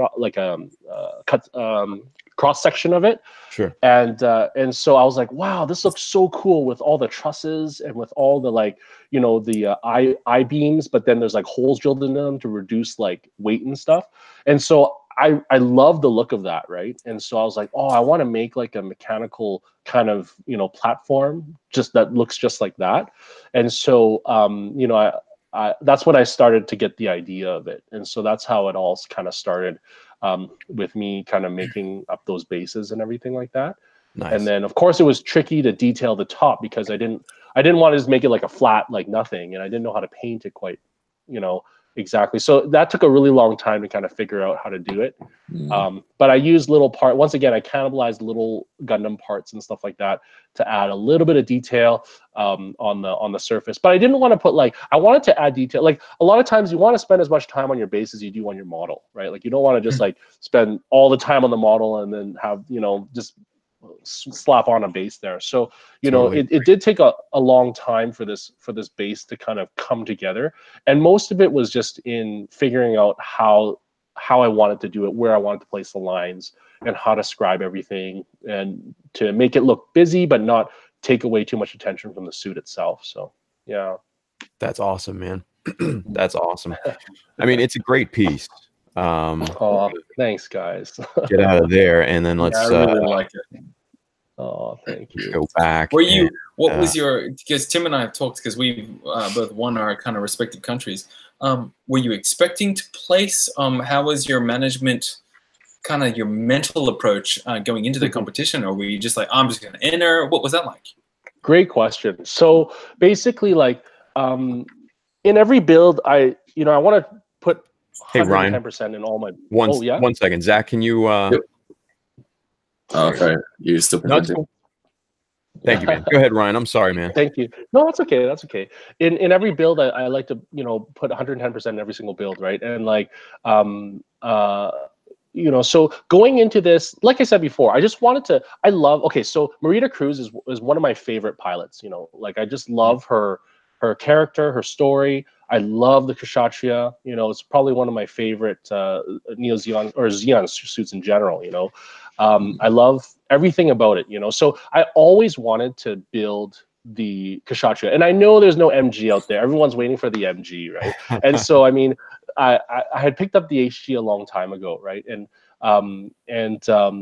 so it was funny enough you say that, because at first I was thinking of many different ideas, you know, going into it. At first I was thinking, you know, I was watching Ghost in the Shell, you know, the movie, you know, and I was like, oh, you know, that scene where like there's that the bad guy, I forgot his name, but like the bad guy robot, and he's in that room with all those like wires hanging down, and he's like getting charged by it, kind of thing, you know, and that really cool looking room. So at first I was like, oh man, it would be so amazing if I built like the Kshatriya repaired, but like in this room where he's getting repaired, you know, with all these like tubes and cables hanging down, and I'll like ultra detail it up, and I'll even have a platform where he's standing on, and like it'll just look really like it was really Ghost in the Shell inspired, you know, kind of aesthetic, right? But I remember I was talking to a buddy of mine, like this was before I even started the build, because I was just explaining to him my concept. And he doesn't even build Gunpla, right? But like he has a good aesthetic and everything like that. And I remember telling him like about my plan, and then he's like, yeah, that's really cool, you know, but like, you know, don't you want like these fighting robots to be in like a dynamic pose, right? And then I was like thinking about it, and I'm like, yeah, but don't you think it'll be so cool if you're just standing there with all these cables hanging down? And then he's like, yeah, that'll look cool too, you know, but I think, you know, I think it'll be more eye-catching if he was like, you know, like in a fighting pose, you know, that's what robots do, right? And then, so that really made like shifted my mind, and I was kind of thinking, you know, it was more like just, that's when I started thinking about, you know, like the judging process, and not that I'm building it just to win or, you know, whatever, but that's when I was thinking, oh, you know, like, yeah, I want to, you know, that you make a good point, you know. And I was kind of looking at, of course, online there's tons of pictures of people doing HG Kshatriyas, right? And like every single picture, every single build, Kshatriya is always just standing there, you know, with the binders out, you know. Sometimes there's even supports for the binders, right? And then and I'm like, wow, this look has been done so many times, and like it's kind of refreshing for my friend to tell me this, because like I was like, yeah, that's true. Like, you know, like it's been done. Everyone's been seeing it done like that. And so that's when I started like just playing around with poses of the Kshatriya, and I was like, man, the articulation is terrible in this. No wonder why people just make him stand up, right? And so I was like, crap, if I want him to be more dynamic, first thing I'm gonna have to do is get better hands, right? And then that's when once again, like Zach, you know, he was doing reviews on, I think, the Jigen build Knuckles and stuff, and I was like, oh, this is amazing, you know. And so that's kind of how the whole concept. So it's really funny, because from the beginning, my very beginning vision of this project turned out to be completely different by the end of it. You know, at the time, I didn't even think of putting an explosion in there. I didn't even think of a platform, actually. I was just thinking it'd be so cool just to have like a wooden base of him just flying, kind of thing, you know? Right. And then as it started building more and more, I was like, oh, actually, it'd be really cool. It'd be more dynamic if it was an angled platform, you know? Then it has a more conveys more of a sense of movement, you know? And then I'm like, wait, but if he's flying on there, he needs something to fly either away from or some other, like I always like to think in rules of threes, right? Like when you have something, you have kind of like your model, something else, and something else, you know? And then so that's when I was like, oh, you know what? At first I was actually thinking what would be really cool is if there was a massive like laser beam, like shooting from out of nowhere and melting the base. And then he's like escaping that laser beam, you know? And then I was like, oh, that would be so cool. So I even bought like all the materials to make this like crazy laser beam. I was thinking of all different ideas. But then at some point I was like, you know what, that laser beam will be too strong of an angle. Like, because my Kshatriya is going one way, laser beam's coming away, platform's going one way. It'd be too kind of confusing in the eye. So then in the end, I was like, okay, maybe I'll just add an explosion. So that's how it all ended up to kind of be like what it is today. And it's funny because like I show it to a lot of my friends, right? And like the first thing they always say is like, oh, that explosion looks so awesome. And I'm like, oh, that's cool. Like, but how about the model? Like, did you look at the model? Like, to a lot of like non-Gundam people, like they won't know the amount of mods and different subtle details that are done, you know? And so part of me at that point was thinking, oh crap, like maybe the explosion is taking away too much from the whole thing, you know? But you know, in the end, you know, it was the whole kind of combined product of everything, right? So so it was funny. So the build really kind of changed and morphed as I was building it and the idea. And so in terms of like going back to your question, like did I know like if I would win or not? Like honestly, like seeing some of the other entries from our country, to tell you the truth, I didn't think I would win. I honestly didn't, because like Simon's build is like, it was ridiculous. Like, it's so beautiful, you know. The amount of detail, paintwork, skill is just through the roof. There's a lot of other builders too who had really dynamic entries and stuff like that. And so that's why I didn't think I would win, but at the same time, like I said before, I was just really happy that I built this piece, you know. And regardless, win or lose, it's going to be an awesome kind of story to tell when people come over and look at it and be like, hey, like, where'd you buy this? I'll be like, well, I bought the model. But like this stuff I made, and you know, and so that's how it kind of evolved. Yeah, that's awesome. Well, brother, man, you know, you definitely have set the bar for all of North America at this point, finishing fourth in the world. So, the world. Dude, congratulations! Oh my God. Yeah, fourth in the world. I don't know. That was I didn't expect that at all. Like, honestly, I did. Like, to tell you the truth, when they put up the scores of everything, right? I honestly started scanning. I didn't even see who was first, second, and third, right? I started scanning the list from the bottom up. I was like, where's my name? Where's my name? I can't see my name. And I was sitting beside Aaron at the time. Okay. Aaron's an amazing guy, by the way. Yeah. Oh, I love the guy. And I remember he nudged me on the knee and he's like, hey, Ryan, congrats, man. You got fourth. And so I think I was at around 10th place scanning then. Right. And immediately I was like, what? And I jumped to the fourth and I'm like, no way. Like, this is, man. I did not expect that. Like, it was, like, honestly, I went into the competition, right? I felt like a small fry, like a really small. Not that anyone there made me feel that way, but honestly, like, I was looking at all the entries and I'm just like, oh man, like, this is flawless. You know, I can't. It's intimidating. Seeing all those other entries. It's very intimidating. And I mean, everyone's super nice and chill. Like, the environment is really chill, you know. Yeah. Well, I mean, up until we set up our model first. Like, before, everyone's like, oh crap, I hope everything comes together, nothing's gonna break, you know. Yeah. But after everyone set up, and I remember we were just kind of walking up and down kind of the cabinets, and I was just walking by myself, just looking, and I was just like, wow, man, like, these guys are next level, you know, like, honestly, next level. It's really inspiring, you know. And so at that point, I was like, you know what? Like, it's okay if I get last place. I am just so glad to be among these amazing modelers, you know. And so to me, like, going into Japan, it was already it was already a dream come true, you know. And so that's why when I was there the whole time, I was just beaming. Like, honestly, I was just like, I could, you know, it was just amazing. Oh yeah. Well, the video that you guys shot was like, I don't know, Josh, you've seen the video, right? Yeah. Yep. Tell me that didn't bring back like so many memories. Oh, so many memories. Yeah, it was fantastic. Yeah, dude, like, watching that video, I could feel what you were feeling every second of the way. I don't know about you, Josh, but I felt the exact same thing. Like, like lockstep, right? That escalator, or for us, we went up the service elevators, and all of us were just kind of packed in like sardines, and you're like, yes, you know. So that video was great. So if you guys know what we're talking about, Ryan and I guess your wife had helped you put it together too, right? Yeah. Okay. Yeah, so my sweet wife put it together. That's awesome, by the way. It was really well done. Thank you. So they put together a video, and I'm sure you can still find it on Facebook.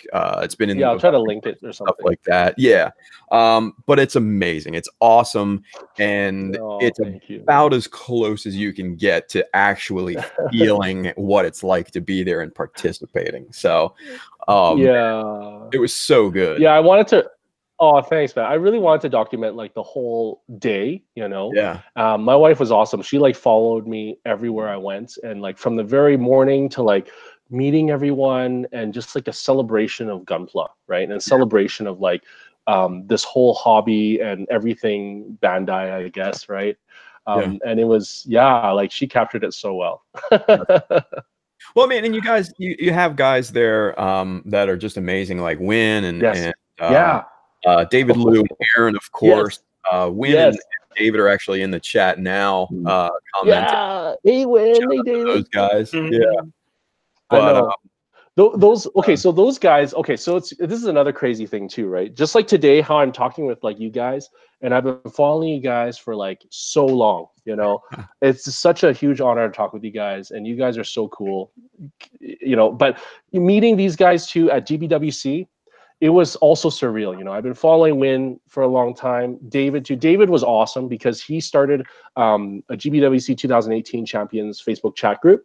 Right. And every time a country came, you know, he would add, and then we would just start talking even before the competition, you know. Right. But I look up to these guys so much. Antonius too, you know, Raymond from Malaysia, you know, all these amazing modelers, you know. Right. I've been looking up to these guys for so long, and these are people that I saw builds of on the internet before I even built, you know. And I was like, wow, these guys are next level, you know. And so I was really humbled, you know, standing beside these guys, talking with them. But you know, they are so humble, like they're such true champions, you know, like they've won so many times, and but yet they're so warm to talk with. We like joke the whole time. David is so funny, you know, like yeah. I just love the guy. So that's awesome. Yeah, man. Well, so it's really special. I mean, hey, dude, you came in 4th place. I mean, you're one of those guys now. You know what I mean? I don't know. I don't feel that way, but thank you. Oh, dude, it is, man. Once you go to Japan, once you get there, you're in that kind of special group, you know. So that's awesome. It was really funny though, because like once I found out I was going to Japan, I like messaged Zach actually immediately. I was like, hey, dude, are you gonna go to like GBWC this year? Because I really want to meet Zach in person too. I was like, you know, and even Josh, I was like, oh, it'd be so cool if like Josh was there too. Right? So one of these days, I really hope to meet you guys in person because it would be so amazing. Well, and I mean, we haven't even met each other in person, so we hope to have all of us in one country at the same time. That'd be so cool. Yeah. Well, I mean, let's just make a date of it now. What, December? Yeah. Well, I don't know. Yeah. Let's just make a date for that now. That's awesome. That's so very cool. So I forgot. Is your mega size, is that for GBWC this year, or that's just a personal build? Great question. So the funny thing. Okay, so one of the things I told myself was last year I was like, you know, like if I win gold, then you know, then I'll probably just start building like just hobby, you know, snap fit, maybe paint, maybe not even, right? But honestly, after GBWC experience, I was like, this is so incredible. Like, I would love to come back here in the future, you know? And so this may be my GBWC, but I don't even know it's for this year or for the year after. I really have no idea, you know? It really depends on how I can build. As it is, I don't really have too much time to like build, you know, I guess, and that's one thing, right? It's like, casual building and like competition building is very, very different, you know, the two. And so right now I'm still just trying to figure it out. I did buy a lot of kits in Japan that I really want to like build. And so who knows, sometimes I might be working on this and then kind of lose steam and just be like, you know what, I just want to snap together a kit. So it really depends, right? But I think the intention, yeah, maybe it might be my GBWC build, you know, but maybe for 19, maybe for 20, I really don't know. So yeah, but I will be putting as 110% of my effort into this build though. So we'll see how it turns out. And once again, it could be completely different from how originally I intended it to be. So, but yeah, but I think right now I'll probably stick to it. That's awesome. Cool. Yeah, man. It always evolves, man. It always evolves. Yeah. Have you ever been tempted to get the Elin Kshatriya?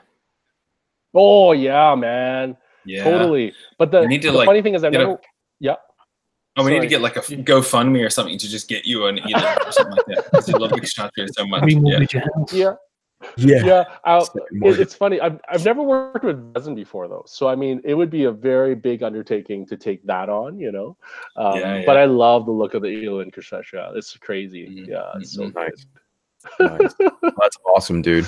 That's awesome. Well, hey, man, thank you again for being on with us. We got to start to wrap it up. I know Zach's got to go and do his thing, and we're kind of a little past the 2-hour mark. But let's real quick. Let's do plugs for everybody.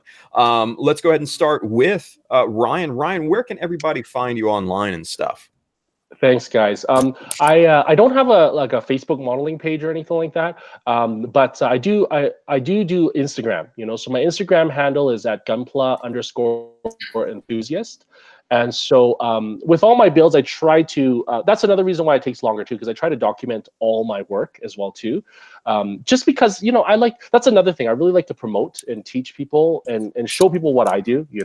And so that's where I show all my stuff. And typically I don't post. So I don't post very regularly, but usually when I do, it's a whole slew of posts. It's after I build something that I'm going to post all the work in progress photos and all the final pictures as well too. So, but you can follow me on Instagram at Gunpla Enthusiast Gunpla_enthusiast. So Nice.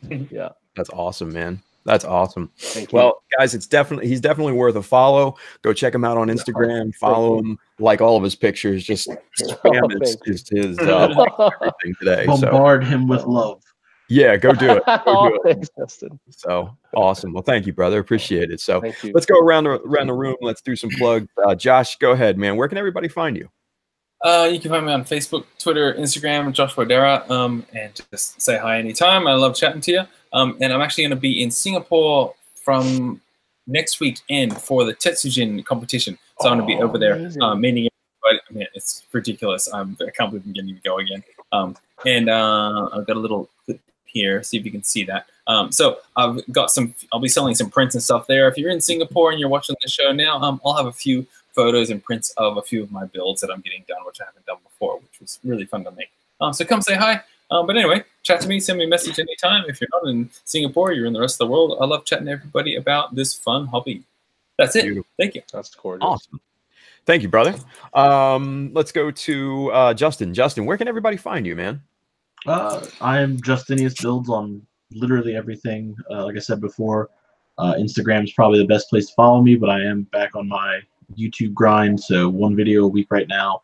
I'm going to try and see how that goes for a little bit and work in live streams and lots of exciting things coming for you guys.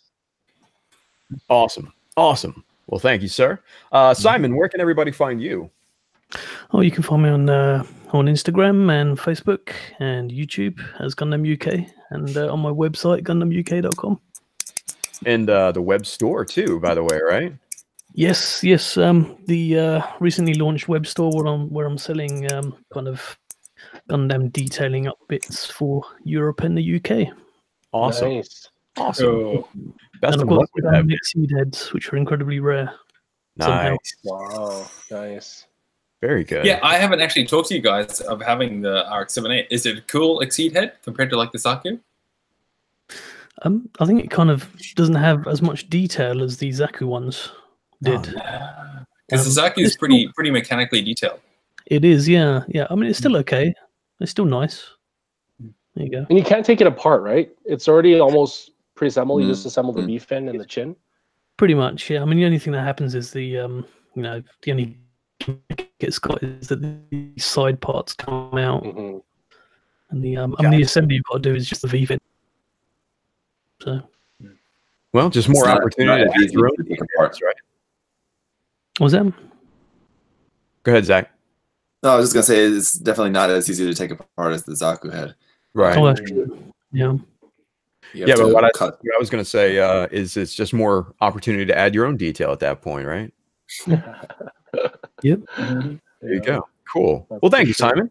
And Zach, obviously, we're on your channel, but where else can everybody find you at, man? My Facebook page and Instagram page would be a good place to start to keep up with things, and then been doing Twitch relatively well recently. I've been doing a couple times a week. What I've been doing is like unboxing the kit on YouTube, and then I'll like get all the nubs and everything all cleaned up and get everything separated so that then I can go on Twitch and I just build up the kit on Twitch. So it's kind of a way for people to see like my first reaction to some bits of some parts like really cool or really loose or something. People can ask questions and things like real time while I'm putting the kit together, and then after that I'll do like my full-on review on YouTube. So it seems like a pretty good system for now. I'm enjoying that. So follow. Yeah, I love the new format. It's really good. Yeah. So check out that Twitch as well. Yeah, the stream last night didn't end up working out because, you know, with young kids, things happen. So just trying to do my best with that at the moment. And I should also just remind people watching about, of course, the Kotobukiya contest that's still ongoing until you've got just under a month now, until March 14th. So that's still on. And if any of you guys have not heard about this, my announcement video was uploaded on January 1st. So just look back in my videos a little bit and you can see my Kotobukiya contest announcement video with all the details about that. And yeah, I mentioned about before that I wanted to do a video about the Kibele's fingers later on this week, but I also have a couple other like quick tutorial videos that I'm planning to shoot later this week as well. So, so some cool little videos in store aside from just everything else. Awesome. Yeah.